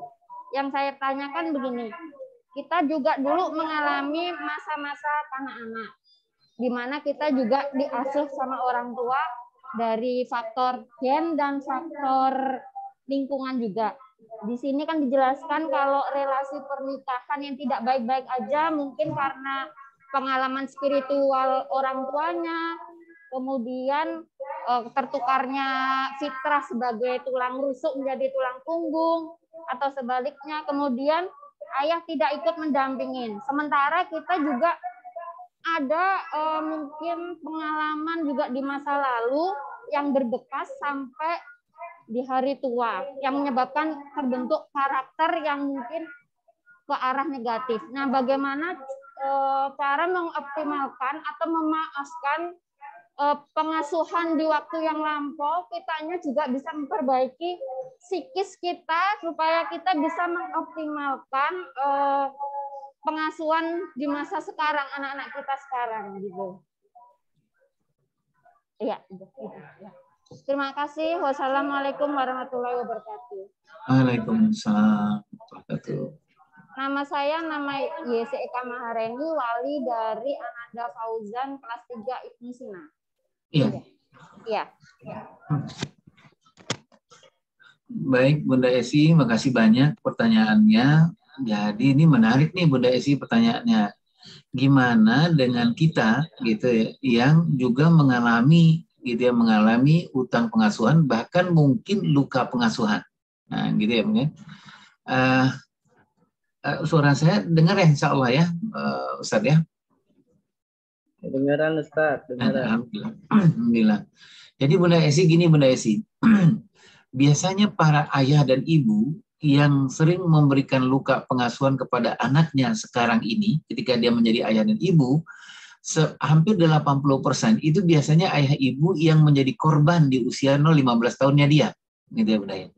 Jadi ayah ibu yang menjadi pelaku yang menjadikan anaknya terhutang pengasuhan sekarang ketika dia menjadi ayah dan ibu, biasanya 80% itu adalah ayah ibu yang dulu menjadi korban di umur 0-15 tahun. Itu Bunda Esi. Jadi ketika dia menjadi korban di umur 0-15 tahun dulu waktu dia kecil, dan ketika dia menjadi orang tua, tidak terselesaikan persoalan ini, ayah bunda, tidak dia maafkan persoalan ini, tidak terselesaikan semua masalah dia dulu dengan bapak dan ibunya di usia 0-15 tahun, kecenderungannya ibu atau ayah ini akan menjadi pelaku buat anak-anaknya. Gitu ya. Kalau dulu dia mengalami kekerasan, gitu ya, kecenderungannya kalau dia nggak memperbaiki diri, ketika dia punya anak, dia akan memberikan kekerasan juga kepada anak. Nah, gitu satu ya Bunda Esi yang harus kita pegang sama-sama. Jadi kalau ini yang terjadi, apa yang harus kita lakukan? Kalau menurut hemat saya adalah ketika kita menikah, kita ya Bunda ya, kita harus sadar betul ke diri kita yang tahu tentang diri kita bahwa aku dulu di umur 15 tahun banyak persoalannya. Bahkan bukan hanya terjadi hutang pengasuhan, bisa jadi terjadi luka pengasuhan. Luka pengasuhan ini gini Bunda Yesi. Luka pengasuhan itu adalah hutang pengasuhan yang kaitannya itu lebih kepada meninggalkan trauma, meninggalkan hubungannya kepada psikologis gitu. Ini lebih parah dari hanya sekedar hutang pengasuhan. Nah, caranya ada gimana? Kalau kita sudah berumah tangga dan kemudian kita punya anak, menurut hemat saya, bilanglah sama pasangan, wahai pasanganku, tolong bantu aku menyelesaikan hutang-hutang pengasuhan atau luka pengasuhan yang ada di dalam diriku. Gitu ya Bunda ya, gitu. Nah itulah yang saya sebut tadi itu bagusnya harusnya dimulai di 5 tahun awal pernikahan kita. Nah di 5 tahun awal pernikahan kita itulah kita memberesi antara kita dengan pasangan kita, masing-masing kita apa hutang pengasuhannya, masing-masing kita apa luka pengasuhan. Sehingga kalau kita sudah bereskan itu, kita nanti tidak meninggalkan lagi luka pengasuhan, hutang pengasuhan kepada anak-anak kita. Nah, Bunda Esi, kadang-kadang ya saya mencontohkan diri saya. Kadang-kadang kita banyak lupa ketika di 5 tahun awal pernikahan, kita nggak mau terbuka dengan pasangan kita. Misalnya seorang pasangan, seorang ayah itu sangat emosional, pemarah orangnya. Ayah itu seorang yang penakut. Ayah itu nggak berani menghadapi persoalan. Sebenarnya itu hutang pengasuhannya dia. Kalau dia terbuka, mudah-mudahan istrinya akan membantu dia menyelesaikan hutang itu. Kenapa harus diselesaikan hutang itu? Yang tadi Bunda Esi bilang, supaya jangan dia melakukan itu kepada anaknya. Nah, itu satu ya Bunda Esi. Nah, sekarang gimana caranya secara psikologis kita beresi nih? Gitu ya pertanyaan Bunda Esi, bagaimana kita beresi? Kita dulu menjadi korban nih ketika kita masa kecil. Ya, apakah itu dilakukan oleh orang tua kita karena banyak hal? Bukan karena dia benci sama kita, tapi menurut hemat saya bisa jadi orang tua kita karena mungkin persoalan ekonomi yang sulit waktu itu, sehingga menimbulkan emosi yang luar biasa, atau mungkin karena pengetahuan yang tidak sampai, atau karena banyak hal. Nah, apa yang harus kita lakukan? Kata para ahli, ada 3M yang harus kita lakukan Bunda Esi. Yang pertama, memaafkan. Jadi memaafkan. Berikanlah tidak hanya lautan maaf kepada ayah ibu kita, yang sudah menjadikan kita korban, tetapi berikanlah samudra maaf kepada ayah dan ibu kita. Gitu. Bisa jadi, kenapa ayah ibu kita dulu memukul kita atau melakukan kekerasan kepada kita, bisa jadi karena waktu itu kehidupan di rumah kita sangat-sangat sulit gitu ya. Sangat tidak ada yang bisa dimakan, sementara anak banyak, sehingga ayah tiba-tiba emosinya muncul kalau menyelesaikan masalah itu selalu dengan otot gitu, selalu dengan kekerasan. Gitu. Jadi yang pertama, Bunda Yesi, berikanlah bukan hanya sekedar lautan maaf, tapi samudra maaf. Itu yang pertama, M yang pertama, memberikan maaf. Yang kedua adalah mendoakan ayah dan ibu kita. Jadi ayah ibu kita, doakanlah ayah ibu kita dengan semua kesalahan-kesalahannya, kekhilafan-kekhilafan. Itu M yang kedua. Yang ketiga Bunda Yesi, kata para ahli, supaya kita bisa clear dengan ayah ibu kita yang meninggalkan luka atau hutang pengasuhan kepada kita, yang ketiga adalah biru walidain. Biru walidain itu adalah kalau kita sudah memaafkan, kita mendoakannya, dan kita berbuat baik kepada kedua orang tua kita. Saya ngambil contoh gini, saya mungkin mengalami luka pengasuhan waktu saya kecil. Nah, apa yang harus saya lakukan? Supaya clear perasaan saya dengan orang tua saya, yang pertama saya maafkan. Gitu ya. Maafkan, yang kedua adalah saya mendoakan kedua orang tua saya. Apakah itu dalam tahajud saya, apakah itu dalam duha saya. Nah, yang ketiga adalah saya mulai berpikir, nanti kalau saya kumpulkan uang, insya Allah nanti emak sama bapak saya umrohnya sama saya, gitu ya Bunda. Nah itu salah satu hal yang paling bagus untuk mengklirkan perasaan kita terhadap ibu dan bapak kita yang mungkin secara nggak sengaja sudah meninggalkan luka atau hutang pengasuhan kita. Nah 3M tadi itu ayah Bunda yang berkawan sementara. Begitu mungkin Bunda Yesi. Wallahu a'lam bishawab. Baik, terima kasih atas jawaban dari pertanyaan yang sudah disampaikan oleh Bunda Esi ya. Semoga Bunda Esi bisa menangkap apa-apa yang ditanyakan tadi ya. Baik, lanjut ke pertanyaan yang kedua yang di sini akan saya beri kesempatan kepada ayah bunda yang hadir via Zoom atau online agar bisa raise hand terlebih dahulu. Nanti akan kita buka mic-nya. Silakan Itu ayah Bapak bunda, bisa Pak raise Yusuf hand. sudah raise hand. Oh, ya. Ini Yusuf kita bertanya Sultan. langsung ya, tidak lewat chat. Jadi kita persilakan raise hand. Yang pertama kali Bapak Yusuf tadi. Bapak Yusuf yang pertama. Bentar. Bapak Yusuf Tolong Sultan operator. Dinagara. Dilihat yang pertama kali. Bapak Yusuf yang pertama kali tadi. Bapak Yusuf. Ya. Ya. Dipersilahkan.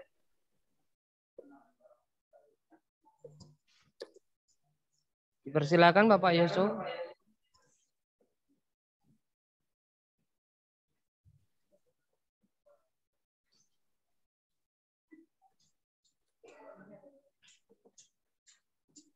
Bapak Yusuf,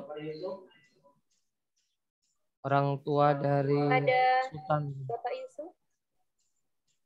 atau orang tua dari Yusuf Sultan Dinagara. Yusuf Sultan Dinagara, kelas Al-Biruni. Kalau nggak ada, lanjut. Yang kedua itu Ustazah Salsabila, Pasa. Salsabila. Orang tua dari atau wali Salsabila. dari Salsabila bisa. Ya. Silakan, itu sudah dibuka ya mic-nya. Ibu. Ya, suaranya agak dibesarkan Bunda. Iya. Assalamualaikum warahmatullahi wabarakatuh. Waalaikumsalam warahmatullahi wabarakatuh. Ya. Tadi dikatakan bahwa dampak utang pengasuhan terjadi pada orang tua dan anak. Nah, di sini yang ingin saya tanyakan, bagaimana yang dapat dilakukan antara membayar utang dengan utang pengasuh anak, interaksi yang harus dilakukan pada orang tua. Seandainya itu terjadi kalau orang tuanya itu hanya sebelah pihak, misalnya hanya ayahnya yang hanya ada di rumah. Nah, itu apa yang harus dilakukan? Mohon penjelasannya. Terima kasih. Wassalamualaikum warahmatullahi wabarakatuh. Waalaikumsalam. Terima kasih Bunda. Pertanyaannya adalah dampak utang pengasuhan itu terjadi dampaknya kepada orang tua gitu ya Bun ya, dan kemudian dampaknya kepada anak. Nah, dampak kepada orang tua adalah orang tua nanti akan merasa dia sudah melakukan tapi dia nggak melakukan sebenarnya gitu ya Bunda ya. Jadi orang tua yang bangkrut gitu. Nah, dampak ke orang tua itu sebenarnya dua tuh Bun. Dampak di dunia dia bangkrut dan dampak di akhirat dia susah mempertanggungjawabkannya depan Allah Subhanahu wa taala. Gitu ya Bunda ya. Nah, yang kedua adalah dampak kepada anak. Nah, dampak kepada anak itu secara gampangnya menyebutnya gini Bun. Dia bisa jadi di umur 15 tahun ke atas itu kalau dia terhutang pengasuhan, harusnya dia mendapatkan keayahannya, dia akan terhutang persoalan keayahan ketika dia besar gitu ya. Ketika dia besar, dia nggak mendapatkan stimulan dari ibunya, keibuannya, bisa jadi ibunya sibuk atau ibunya mungkin nggak peduli gitu. Nah, nanti akan banyak terlihat di umur 15 tahun itu adalah dampak dia dari sisi keibuannya. Gitu ya, Bunda ya. Gitu. Nah, apa yang kita lakukan kalau ternyata ketika umur 15 tahun ke atas itu hanya ada satu orang tua, gitu Bunda ya. Apakah itu ibu atau ayah gitu ya. Hanya ada ayah. Satu yang pertama Bun, yang namanya hutang pengasuhan mau tidak mau nggak ada tawar-menawar Bun. Kalau kita mau menjaga hidup anak kita. Karena kalau kita sudah melihat di umur 15, 16 tahun, 18, 19 tahun itu ada terindikasi hutang pengasuhan pada anak kita, segera kita selesaikan. Khawatirnya kasihan dia ketika dia besar Bun. Ketika dia nanti menikah, ketika dia menjadi bapak, menjadi ibu, itu kasihan. Nah, yang tadi saya sebutkan itu Bun, kalau dia menjadi korban, kalau nanti dia nggak terselesaikan, ketika dia berumah tangga, dia akan jadi pelaku Bunda, gitu. Nah, ini yang kita nggak mau. Jadi yang pertama Bun, apapun yang terjadi, meskipun hanya ada ayahnya saja atau ada ibunya saja, bahkan kalaupun ada neneknya saja Bun, utang ini harus dibayar. Gitu loh Bunda. Kalau nggak kasihan ya anak-anak kita, mungkin secara badan Bunda, dia makan minumnya enak lah Bunda ya. Tetapi yang paling berat itu perkembangannya, Bun. Itu yang paling berat. Nah, utang pengasuhan itu banyak terjadi di perkembangan, Bunda. Ketika dia harus mendapatkan stimulan dari ayahnya nggak ada, gitu loh, Bunda. Ketika dia harus mendapatkan kelembutan dari ibunya nggak ada. Gitu. Banyak peristiwa yang terjadi, apakah karena memang ibunya meninggal atau bapaknya meninggal atau bercerai, gitu, ayah Bunda. Nah, itu yang pertama yang harus kita tanamkan mungkin ke diri kita, Bunda. Apapun yang terjadi, utang itu harus dibayar dan nggak boleh ditunda, Bunda. Nggak boleh ditunda. Karena tumbuh kembang anak-anak kita itu nggak bisa ditunda, Bunda. Oh, nanti aja ketika ayahmu nanti sudah siap, nggak bisa, Bun. Oh, nanti aja ketika bundamu sudah siap, nggak bisa. Dari detik ke detik, anak-anak itu tumbuh dan kembang terus, Bun. Tumbuh dan kembang terus gitu. Nggak peduli kita siap atau tidak siap, kita ada atau tidak ada, anak itu akan tumbuh kembang. Nah, kalau kita nggak ada, Bunda, karena tumbuh kembang itu tetap berjalan terus, bisa jadi dia akan mencari ke orang lain, Bunda. Kalau orang lain itu baik, alhamdulillah, Bunda. Tapi kalau orang lain itu tidak baik, terjadilah narkoba, Bunda. Terjadilah narkoba, terjadilah kriminal seks, terjadilah yang lain-lain. Itu satu ya, Bunda. Tidak boleh, jangan menunda itu bahwa utang pengasuhan itu harus dibayar. Yang kedua adalah kita nggak peduli, Bun, siapa yang ada, gitu loh, Bunda. Karena utang pengasuhan ini berat nih buat anak-anak, Bunda. Sepanjang hidupnya dia akan mengalami nih, Bun, gitu ya. Nah, berarti kalau ada ayahnya harus ayahnya yang pegang, gitu, Bunda. Nah, syaratnya yang dua tadi, Bun. Ayahnya, kalau ayahnya berarti ayahnya nggak boleh kalau membayar hutang itu hanya memberikan waktu luang, Bunda. Jadi jangan waktu luang. Harusnya gimana Ayah Irwan? Luangkan waktu. Jadi kalau luangkan waktu itu prioritaskan gitu loh, Bunda. Prioritaskan gitu loh, Bunda. Jadi kalau waktu luang itu kapan kesempatan ada gitu loh, Bunda. Dan ini nggak baik untuk membayar utang pengasuhan anak-anak, apalagi ibu atau ayah tunggal. Nah, terusnya gimana? Memang luangkan waktu. Jadi memang ada agendanya gitu loh, Bunda. Agendanya pertemuan dengan anak apa tuh ada agendanya. Itu yang pertama. Yang kedua, ilmu, Bunda. Jadi nggak bisa kita membayar utang pengasuhan anak kalau kita nggak setidak-tidaknya kita punya buku tahap perkembangan gitu loh, Bunda. Kita mengerti gitu, anak umur segini harusnya normalnya berkembangnya apa, gitu loh, Bunda. Kalau kita nggak punya bukunya gitu ya, ini kita susah gitu. Sama seperti misalnya saya bilang kepada pihak guru-guru misalnya, bagaimana kita menghebatkan anak mengajar anak kelas 5 kalau kita nggak ngerti tentang tahap perkembangan anak kelas 5 gitu loh, Bunda. Apalagi urusannya membayar utang pengasuhan gitu loh, Bunda. Jadi yang kedua adalah itu tadi, Bun, ya. Jangan memberikan waktu luang, tetapi luangkan waktu. Yang kedua adalah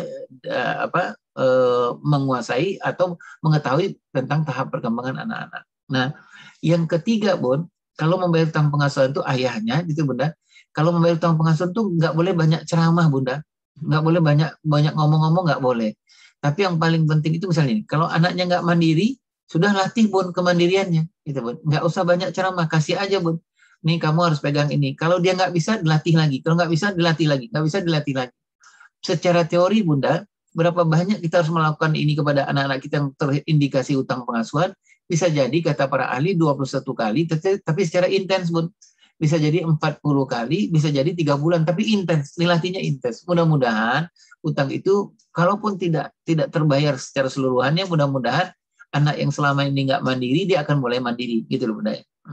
Nah, kemudian yang terakhir, Bun, ketika kita membayar utang pengasuhan dan hanya ada satu orang tua tunggal, menurut hemat saya adalah memang relasi spiritual itu wajib kita perbaiki.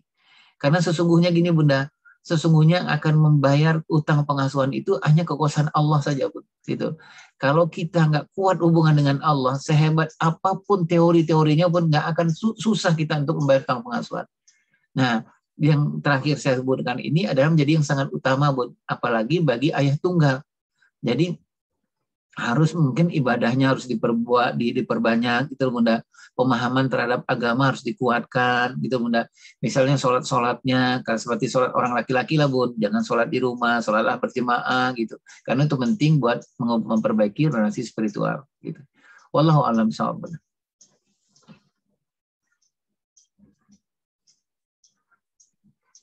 Baik, ini ada tambahan ya untuk yang bertanya. Tadi barusan info dari teman-teman panitia, boleh ditambah lagi satu untuk yang peserta offline dan satu yang online.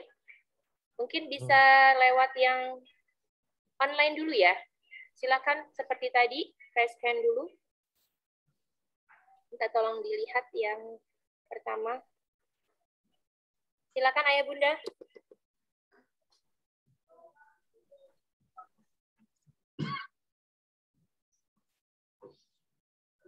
Ini sudah ada yang bertanya.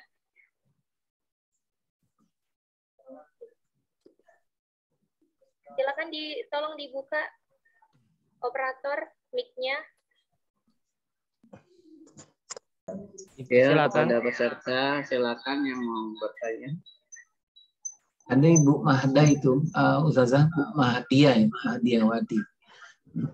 Mahdiawati, ya Ustaz. Ya.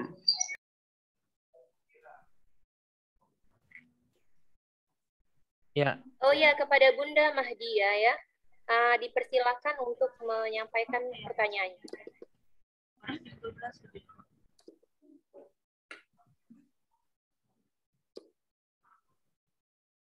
Persilakan Bunda Mahdia, apakah masih online? Oh ya, masih. Ya, itu sudah terhubung. Ya. Assalamualaikum warahmatullahi wabarakatuh. Waalaikumsalam warahmatullahi wabarakatuh. Nama Mahdiawati Wali dari Ananda Hanin kelas 5. Pertanyaannya nih Ayah Irwan, ada beberapa pertanyaan nggak apa-apa ya Ayah ya? Ya, Bun. Yang pertama, saya punya anak agak berbeda, sekarang kelas 2 SD. Jadi sampai perubahannya itu sejak umur 2 tahun, itu mulai tantrumnya itu nggak terkendali Ayah. Jadi kalau dia lagi ngambek itu nggak bisa ditanya. Bakal ngamuk, terus teriak-teriak gitu, nangis, bisa sampai berjam-jam. Sampai kelas 1 SD itu masih seperti itu. Nah, kami berpikirnya apa ada mungkin kurang bonding atau gimana, karena saya selama ini kan bekerja juga gitu. Jadi anak-anak itu di penitipan. Apakah ada kaitannya dengan itu? Kemudian apakah ada treatment khusus gitu untuk anak-anak yang punya emosi yang nggak terkendali, anaknya perempuan. Kemudian yang kedua, mengenai mengarahkan anak untuk masa depannya ya. Kalau saya dan suami itu berpikir bahwa sebenarnya anak-anak itu kan bisa kita arahkan, jadi sesuai dengan keinginan kita gitu. Mereka nanti ke depannya akan seperti apa. Cuman kan ada juga yang berpendapat bahwa kita itu harus menyesuaikan dengan bakat anak. Jadi contohnya misalnya begini, kalau saya sama suami itu berpikirnya kalau anak perempuan itu sebenarnya untuk harus punya basic agama yang bagus gitu. Jadi nggak peduli tentang ilmu umumnya itu nomor 2 misalnya begitu. Cuman ada yang berpendapat ya nggak bisa dipaksakan kalau ternyata anaknya lebih tertarik untuk menjadi arsitek misalnya gitu. Ya nggak bisa dipaksakan juga. Nah jadi kami agak bingung berpikirnya apakah kami selama ini terlalu memaksakan, pola pendidikan kami selama ini memaksakan kehendak dengan anak. Nah kemudian yang terakhir, yang ketiga tentang memberikan penghargaan dan pujian. Tadi ternyata berbeda ya, Ayah. Kalau ternyata untuk anak sampai usia 3 tahun itu harus memuji tentang dirinya gitu. Kalau untuk anak 4 tahun ke atas itu memberikan penghargaan terhadap aktivitasnya. Nah itu saya kurang paham. Contoh realnya seperti apa. Sementara seperti itu. Terima kasih. Ya, ya makasih Bunda Mahdiawati ya. Saya jawab dulu yang terakhir ya, yang supaya nggak saya lupa. Jadi Bunda Mahdia, sesuai dengan tahap perkembangan, jadi bukan umur 4 tahun ya Bunda, jadi umur 4 SD, kelas 4 SD, 5 ke atas Bunda ya. Nah di tahap-tahap perkembangan itu, anak-anak kelas 3 SD ke bawah itu, mereka anak-anak sangat membutuhkan yang sifatnya lebih konkret gitu Bunda ya. Misalnya dia dipuji, dia hebat, dia bagus, dia dahsyat gitu. Itu masih sangat berpengaruh kepada anak-anak kita gitu ya. Memberikan anak-anak kita motivasi yang kuat. Nah, kalau sesuai dengan tahap perkembangannya kelas 4 ke atas itu, kelas 4 SD, 5, 6, 7 sampai anak-anak kelas atas itu, anak-anak kita tidak lagi orientasinya kepada hal-hal yang sifatnya hasil itu Bun gitu, karena perkembangan dia secara abstrak sudah berkembang dengan baik. Makanya kita tidak memuji tapi menghargai. gitu.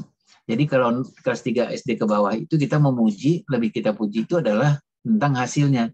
Maka Bunda Mahadiah bisa mengatakan kalau anak-anak Bunda kelas 3 SD ke bawah membuatkan air minum ke Bunda gitu ya, Bunda nggak peduli tuh bagaimana cara dia membuat air minum, tapi Bunda bisa memuji, ya Allah hebat banget anak Bunda gitu. Itu pas tuh buat anak-anak kelas 3 SD ke bawah.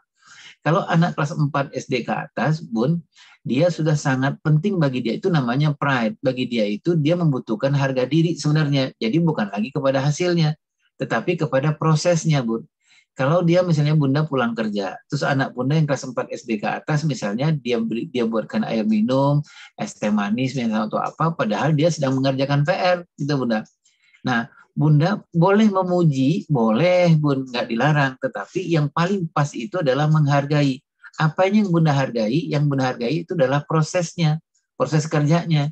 Jadi Bunda tidak mengatakannya begini, ya Allah hebat banget anak Bunda. Enggak, itu udah nggak pas buat anak kelas 4 SD ke atas. Yang paling pas itu adalah, ya Allah nak, makasih ya nak ya. Kamu padahal sedang mengerjakan PR ya. Kamu masih berusaha membuatkan Bunda air minum supaya Bunda lepas dahaga Bunda. Berusaha membuat air minum itu yang paling penting buat anak-anak kelas 4 SD ke atas. Gitu ya Bunda ya. Jadi kelas 4 SD ke atas itu jangan lagi dipuji hasil, tapi dipuji prosesnya. Gitu ya Bunda. Namanya penghargaan. Ya. Itu nomor 3. Yang nomor 2, mengarahkan anak. Bun, nggak ada masalah Bun mau mengarahkan anak kita, nggak apa-apa kan kita tahu Bun. Tetapi yang paling penting Bun, yang paling penting menurut hemat saya adalah sesuai dengan tahap-tahap perkembangan. Misalnya begini, di umur 0 sampai 7 tahun itu memang seperti Bunda katakan tadi itu dasar dari semua dasar. Kuatkanlah semuanya, jangan pernah ada kepikiran bahwa anak 0 sampai 7 tahun harus menjadi ini, tidak, gitu loh Bunda. Tapi dasarnya harus dikuatkan. Nah, tadi saya menyebutnya setidak-tidaknya 5 dasar parenting itu harus kuat pada anak kita. Kekuatan spiritualnya, emosionalnya, intelektualnya, sosialnya, dan fisikalnya. Nanti Bunda, kalaupun kita akan mengarahkan anak kita, banyak sekali ulama-ulama yang mengarahkan anaknya, tetapi tidak memaksa, gitu ya Bunda ya, tidak memaksa gitu. Nah caranya seperti apa? Ya anak-anak diberikan misalnya tentang pengetahuan, diberikan tentang wawasan tentang apa yang kita arahkan kepada anak kita. Misalnya, kita ingin mengarahkan anak kita kepada bagaimana dia bisa menghafal Al-Quran. Nggak apa-apa, Bun, gitu ya. Itu mengarahkan ke arah itu boleh, tetapi intinya tidak memaksa. Bagaimana caranya? Bisa jadi Bunda sejak dari kecil, Bunda sudah mencontohkan bagaimana bagus indahnya, enaknya menghafal Al-Quran, gitu ya. Kalau kita mengarahkan anak kita ke menjadi seorang hafiz dan hafiz Al-Quran, sudah barang tentu bapak dan ibunya nggak bermasalah dengan Al-Quran, kan gitu ya Bunda ya. Gitu ya, bacaannya bagus, tilawahnya bagus, makhrajul hurufnya bagus, dan suka menghafal. Karena proses keteladanan itu sangat penting bagi anak-anak dalam mengarahkan bakat dan minatnya, gitu ya. Nah, kemudian proses itu yang kita berikan pengetahuan, gitu. Dan kemudian kita bantulah anak kita, misalnya begini loh nak, gitu, bahwa orang menghafal Quran tuh nanti kita lihat ada orang yang menghafal Quran. Ini pengetahuan buat anak-anak kita. Nanti ketika di umur 8 sampai 14 sampai 15 tahun, nah ayah Bunda yang mulai Allah SWT, nanti anak-anak kita pasti pengaruhnya itu akan terjadi tidak hanya datang dari kita, bisa jadi pengaruh dari eksternal, gitu. Nah, dari eksternal ini kalau kita mau mengarahkan, ayah Bunda, satu syaratnya tadi jangan memaksa. Tetapi bentuknya masih harus kita mengenalkan, kita memperkenalkan, kita mencontohkan. Nah, itu satu hal, kita boleh dalam bukan memaksa, kita boleh mengarahkan. Nah, bagaimana cara mengarahkannya? Cara yang lain yang tadi saya sebutkan itu, ayah dengan anak, dengan ibu, dengan ayah, anak, istri membuatkan roadmap, gitu, roadmap bagi anak-anak kita. Secara teorinya Bunda Mahadiah, anak kelas 5-6 SD itu sudah harus punya roadmap. Kita latih dia punya roadmap. Roadmap itu bukan cita-cita, gitu. Roadmap itu lebih dari cita-cita. Misalnya gini, kita mau tanyakan kepada anak kita, abang, gitu ya, abang, rencana abang apa nih 20 tahun ke depan, gitu ya. Nggak apa-apa, ayah Bunda. Kalaupun nanti roadmap itu akan berubah, nggak apa-apa. Tetapi kita tanyakan dulu ke dia, aku ingin menjadi ini Bunda, gitu. Nah sekarang kalau cita-cita hanya sekedar itu Bunda, cita-cita dia aku ingin menjadi seorang astronot gitu misalnya, gitu Bunda ya. Tetapi itu hanya cita-cita. Kalau cita-cita itu tidak bagus lagi untuk sekarang, untuk bakat dan minat anak-anak kita. Tetapi ketika dia bilang, aku ingin menjadi seorang penemu muslim yang kaya raya, cerdas, baik, dermawan, dan yang lain gitu. Nah, kalau dia ingin seperti itu, berarti Bunda dan ayah harus membuatkan roadmap. Roadmap itu maksudnya gini, Abang, cara abang kira-kira gimana supaya abang bisa mencapai sebagai seorang penemu muslim yang bersukses, yang berhasil, yang kaya raya seperti apa? Rencana abang seperti apa? Nah, nanti dia akan bikinkan tuh, Bun. Tapi membikinkan roadmap ini, karena keterbatasan ilmu pengetahuan dan wawasan dari anak kita bertiga, bapak dan ibu tetap menemani dia. Nah, lewat roadmap inilah sebenarnya kita bisa melihat, Bunda, apa sebenarnya diinginkan oleh anak-anak kita. Kalau satu saat nanti ketika roadmap ini sudah dibikin, gitu ya, misalnya gini, aku akan menjadi seorang penemu muslim. Nah, menurut abang gimana caranya menjadi penemu muslim itu? Oh, aku harus kuliahnya di sini, Bun. Aku harus kuliah S1 di sini, S2 di sini, S3 di sini. Itu berarti roadmap. Cara abang untuk mencapai itu sudah dapat roadmapnya, gitu, Bunda. Tetapi dalam perjalanannya, gitu, Bunda, mungkin ada persoalan-persoalan eksternal yang lain yang akan mempengaruhi dia. Bisa jadi roadmap ini akan berubah, gitu ya. Sebulan atau 2 bulan kemudian dia akan berubah. Nggak apa-apa, gitu, Bunda. Sampai nanti, Bunda, sampai nanti di atas muaisnya, ketika dia masuk usia baliknya dia, kita sudah harus memberikan ketegasan dan ketegaan, karena di umur-umur itu dia sudah harus benar-benar kita dalam tanda petik kita sudah arahkan kepada kemana dia harus mencapai tujuannya atau cita-cita atau roadmapnya dia. Itu yang kedua, Bunda. Jadi kalau Bunda bertanya, bolehkah kita mengarahkan? Boleh, Bun. Yang paling penting jangan memaksa. Itu yang paling penting. Yang pertama adalah tantrum. Nah, tantrum ini ada 2 nih, Bunda Madia, penyebabnya. Yang pertama yang paling banyak itu adalah pola asuh. Jadi berarti banyak sekali anak yang tantrum, berarti kita nggak boleh nunjuk ke anak kita, tunjuklah kepada diri kita. Penyebab anak tantrum itu yang paling terbanyak itu karena pola asuh. Nah, tadi Bunda menyebutkan bisa jadi, Bu, bisa jadi anak tantrum itu karena banyak sekali persoalan karena usia bonding. Usia di umur 0 sampai 2,5 tahun itu. Bonding itu kan bagaimana ibu memberikan sesuatu kepada anaknya. Misalnya di usia bonding itu apakah anaknya cukup pelukan, cukup tatapan, cukup usapan, cukup ciuman, cukup dekapan, gitu. Itu kita lihat di bonding. Nah, bonding ini sangat berpengaruh nanti kepada persoalan tantrum tidak tantrum. Ini soal pola asuh. Nah, yang kedua penyebabnya adalah karena persoalan psikologis. Nah, kalau saya menyarankan, kalau ayah bunda melihat ini anak-anak kita ini persoalannya adalah persoalan pola asuh, berarti yang harus bunda bereskan itu pola asuh berarti, gitu ya. Jadi bisa jadi ini pola asuh antara ayah ibunya berbeda terhadap dia, sehingga dia bingung yang mana yang harus dia ikutin sama dia. Nah, tadi saya mencontohkan, Bun, pola membangunkan ayah ibunya itu nggak pernah sama gitu. Kenapa nggak pernah sama? Karena ayah ibunya nggak pernah ada waktu membicarakan bagaimana mengasuh dia, gitu ya, Bunda. Dan kalau idealnya kan gini, Bunda Mahdia, insya Allah Bunda Mahdia sudah melakukannya. Kalau di dalam ilmu parenting itu, sekali dalam sepekan, itu wajib suami istri namanya us time. Us time itu suami istri wajib, nggak apa-apa, cuma waktu 1 jam, tapi bicarakan bagaimana cara kita mengasuh anak-anak kita. Maksud saya itu polanya. Jadi kalau sama istri itu nggak boleh lagi antara membangunkan anak itu caramu dan caraku, harusnya cara kita, gitu loh, Bunda. Nah, nanti ada pertemuan sekali sebulan namanya family meeting. Family meeting itu seluruh kita dengan anak-anak kita bertemu. Nah, hal-hal yang semacam ini memudahkan kita nanti untuk merubah pola asuh sehingga mudah-mudahan anak-anak kita pelan-pelan tantrumnya akan hilang. Tapi kalau ini persoalan psikologis, menurut hemat saya, mau tidak mau memang kita harus membutuhkan professional help. Kita harus membutuhkan bantuan kepada konselor, kepada psikolog, kepada psikiater, gitu. Nah, mungkin 2 hal ini yang kalau saya lihat ya, Bunda Mahdia, penyebab anak-anak kita tantrum. Pertama persoalan pola asuh, gimana caranya? Berarti pola asuhnya harus dirubah, gitu. Nah, pola asuhnya dirubah gimana? Ya, tadi saya menyebutkan itu. Yang paling banyak menyebabkan tantrum ini adalah karena caraku dan caramu itu. Cara antara ayah dengan ibu nggak pernah sama. Bahkan dalam persoalan mengapresiasi, cara mendisiplinkan, cara membangunkan, cara mendisiplinkan misalnya ayah bapak Bunda Mahdia, antara ayah ibunya nggak pernah berbicara bagaimana cara mendisiplinkan anak itu. Jadi bagaimana kalau anaknya dekat ayahnya dengan cara ayahnya. Bisa jadi dengan cara ayahnya itu adalah waktu kecil ayahnya didisiplinkan oleh bapak ibunya dengan cara keras gitu, diam. Tapi kalau dia dekat ibunya dengan caranya dia gitu, bisa jadi berlawanan dengan cara ayahnya. Apa yang terjadi? Nah, terjadilah hal yang tadi itu ya, Pak, misbehavior, misparenting. Nah, salah satu menyebabkan adalah anak-anak kita tantrum karena dia nggak ngerti gitu ya, Bunda. Gitu, apa yang terjadi sama dirinya? Stimulan-stimulan yang dia dapatkan stimulan yang berbeda dari ayah dan ibunya. Wallahu a'lam bishawab.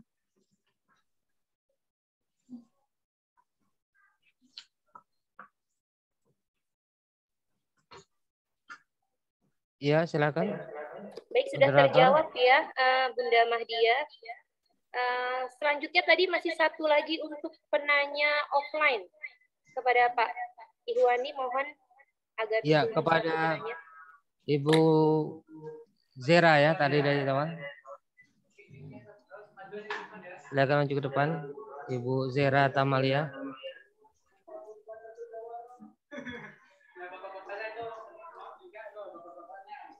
Oh ya, ini ada usulan ini moderator, bapak-bapaknya. Nanti ya.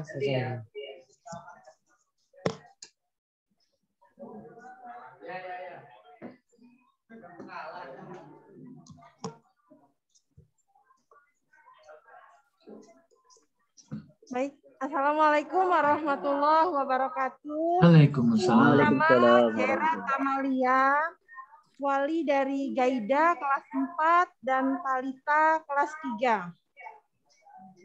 Jadi Ayah,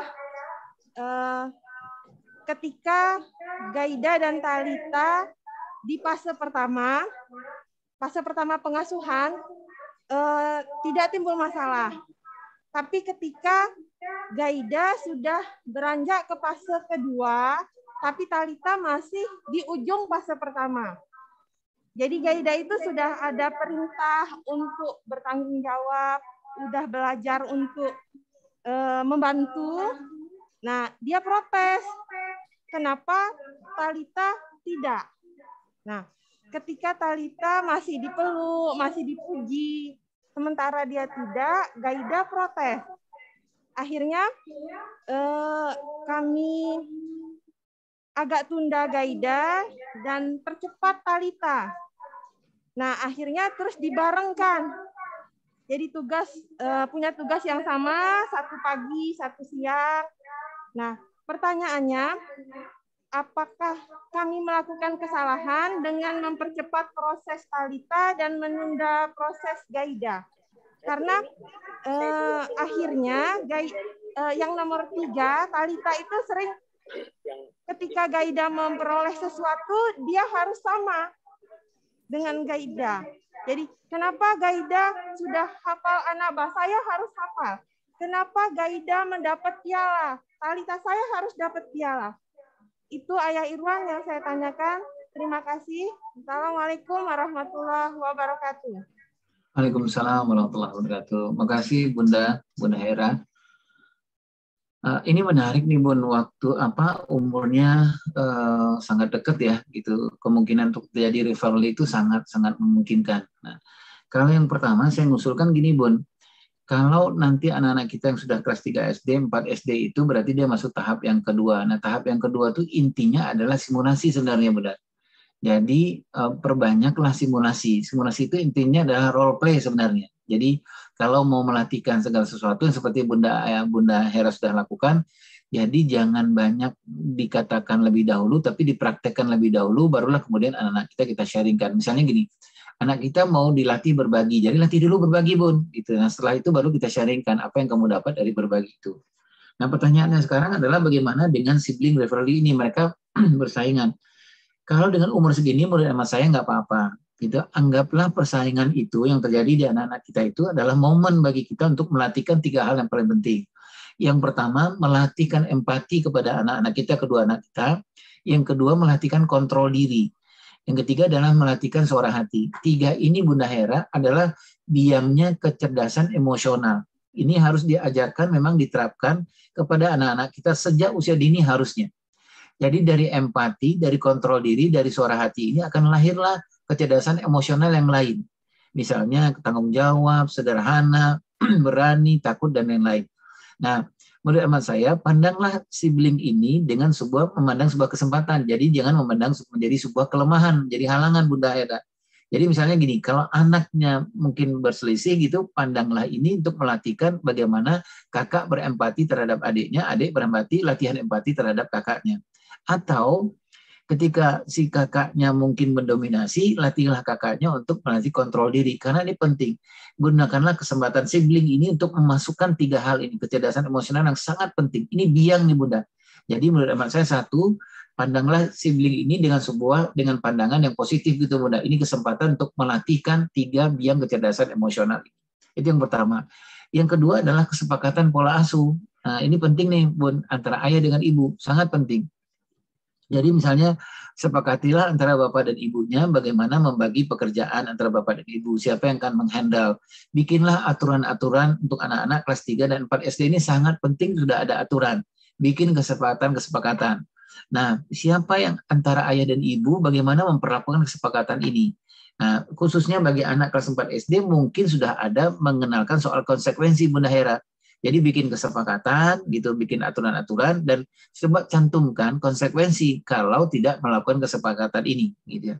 Nah, kemudian menurut hemat saya yang paling penting juga di dua anak ini antara Gaida dengan Tanta ini dia harus mendapatkan me time khusus. Jadi ada waktu-waktu khusus mereka hanya berdua saja, mungkin apakah ayah berdua saja dengan Gaida pergi kemana mungkin atau pergi atau jalan kemana atau makan bakso kemana, demikian juga dengan Tanta adiknya.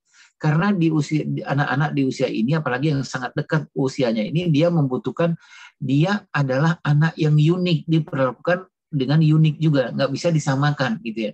Bahkan anak yang kembar pun nggak bisa disamakan, Bunda. Harus ada me time-nya dia, harus ada waktu ayah dan ibu bersama dia khusus, tidak bersama saudaranya, tidak bersama adiknya, tidak bersama kakaknya. Nah, mudah-mudahan ayah bunda yang dilakukan SWT, Bunda Hera, 3 hal yang tadi kita lakukan, mudah-mudahan waktu untuk masa sibling ini mudah-mudahan akan berjalan dengan cepat. Nanti anak-anak kita ketika dia sudah mulai kelas 5 dan 6 itu, ayah bunda, atau kelas 7 itu sebenarnya dia sudah mulai mengerti, apalagi kalau kita biasakan dengan membuat aturan-aturan. Wallahu a'lam bishawab.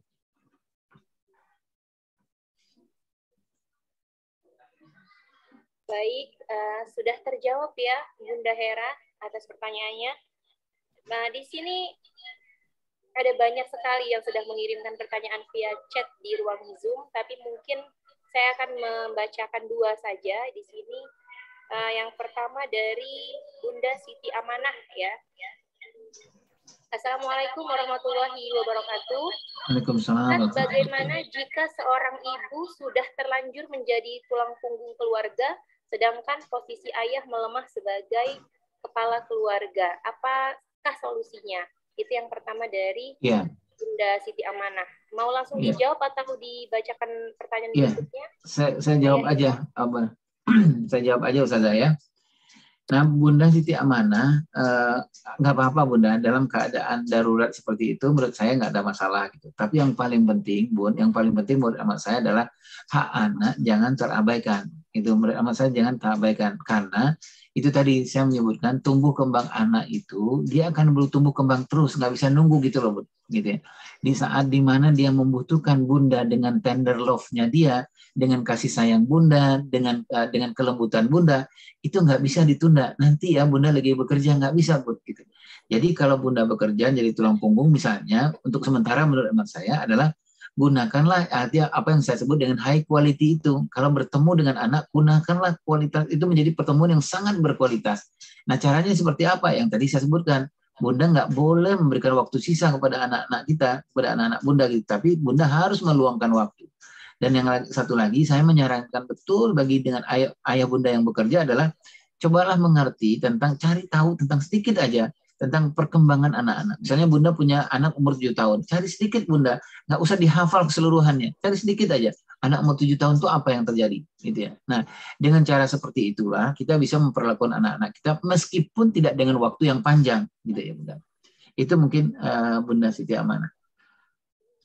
Baik, terima kasih. Semoga sudah terjawab ya Bunda.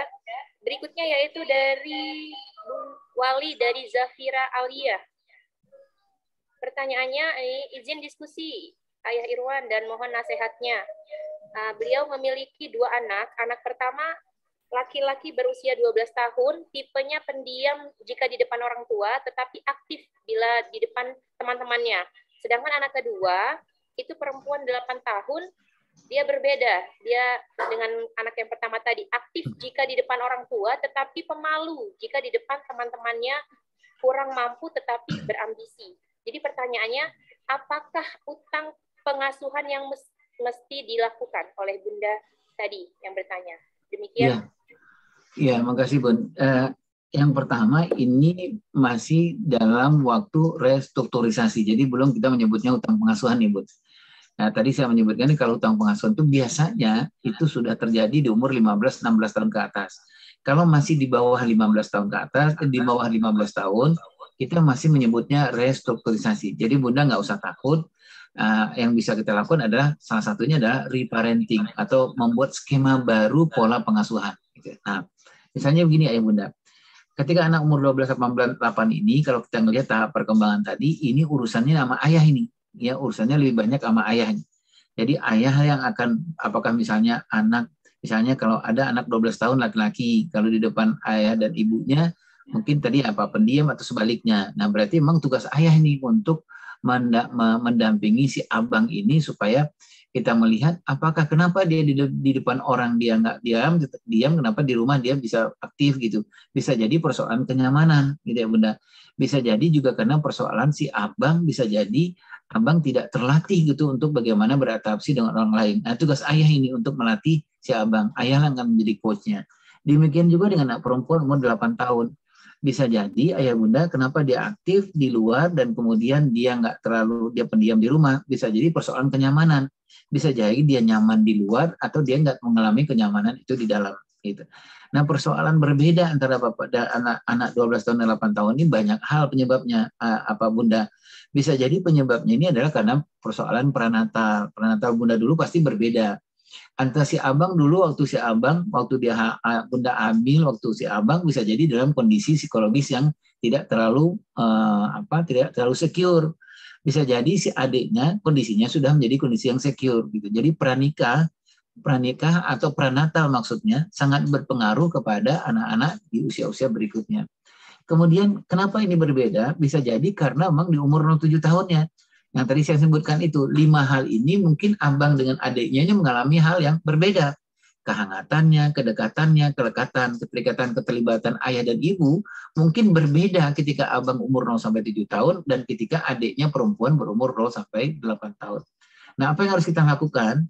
Jadi ini belum hutang pengasuhan ayah dan bunda. Kalau hutang pengasuhan itu biasanya sudah menjadi kepribadian, susah untuk dirubahnya. Kalau masih 12 tahun, 8 tahun, kita bisa melakukan apa yang sering disebut oleh para ahli dengan reparenting itu. Jadi mengulang. Jadi skema-skema pola asuh, kita nemukan pola asuh yang tidak baik buat anak-anak kita ganti dengan skema baru. Gitu. Saya ambil contoh tadi misalnya, kalau ternyata mulai dari awal kehidupan anak-anak kita, membangunkannya saja, itu sudah membuat stres anak-anak, berarti ini pola yang tidak bagus. Gitu. Nah, kita lakukan reparenting. Apa itu? Bikin skema baru. Berarti bilang sama pasangan kita, Dek, mulai hari besok, nggak ada lagi caramu dan caraku dalam membangunkan anak-anak. Nah, gimana caranya, Bang? Harus kita cari cara kita seperti apa. Nah, gitu. Wallahu a'lam bishawab.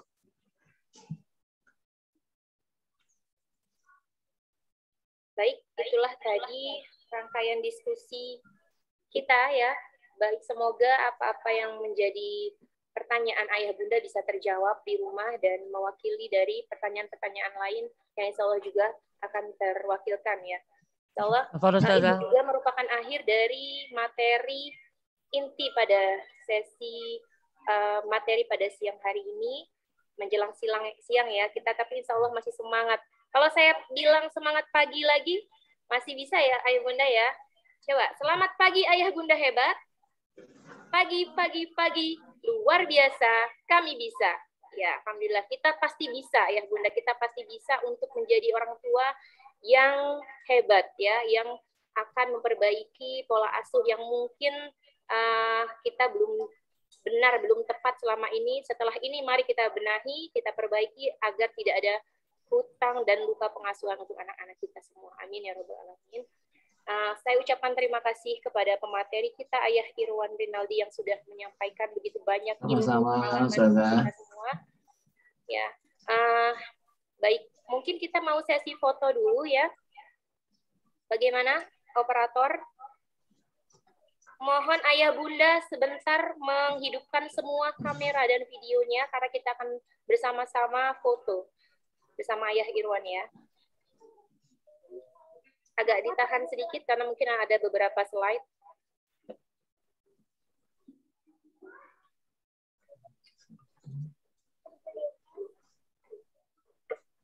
Bersiap ya.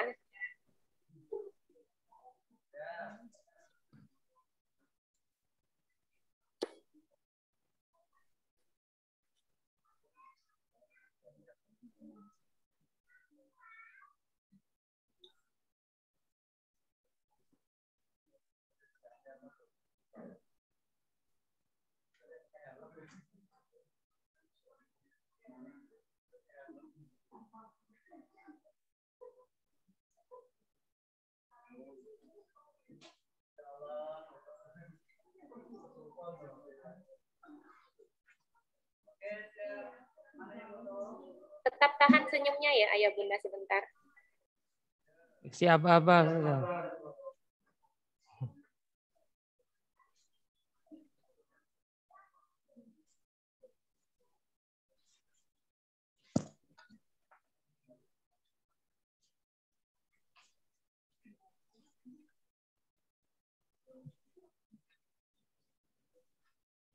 Masih ada beberapa slide lagi.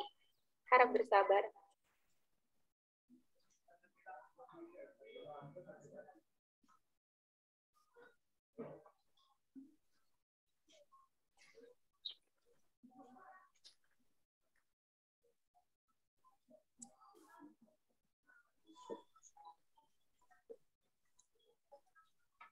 Baik, sudah ya.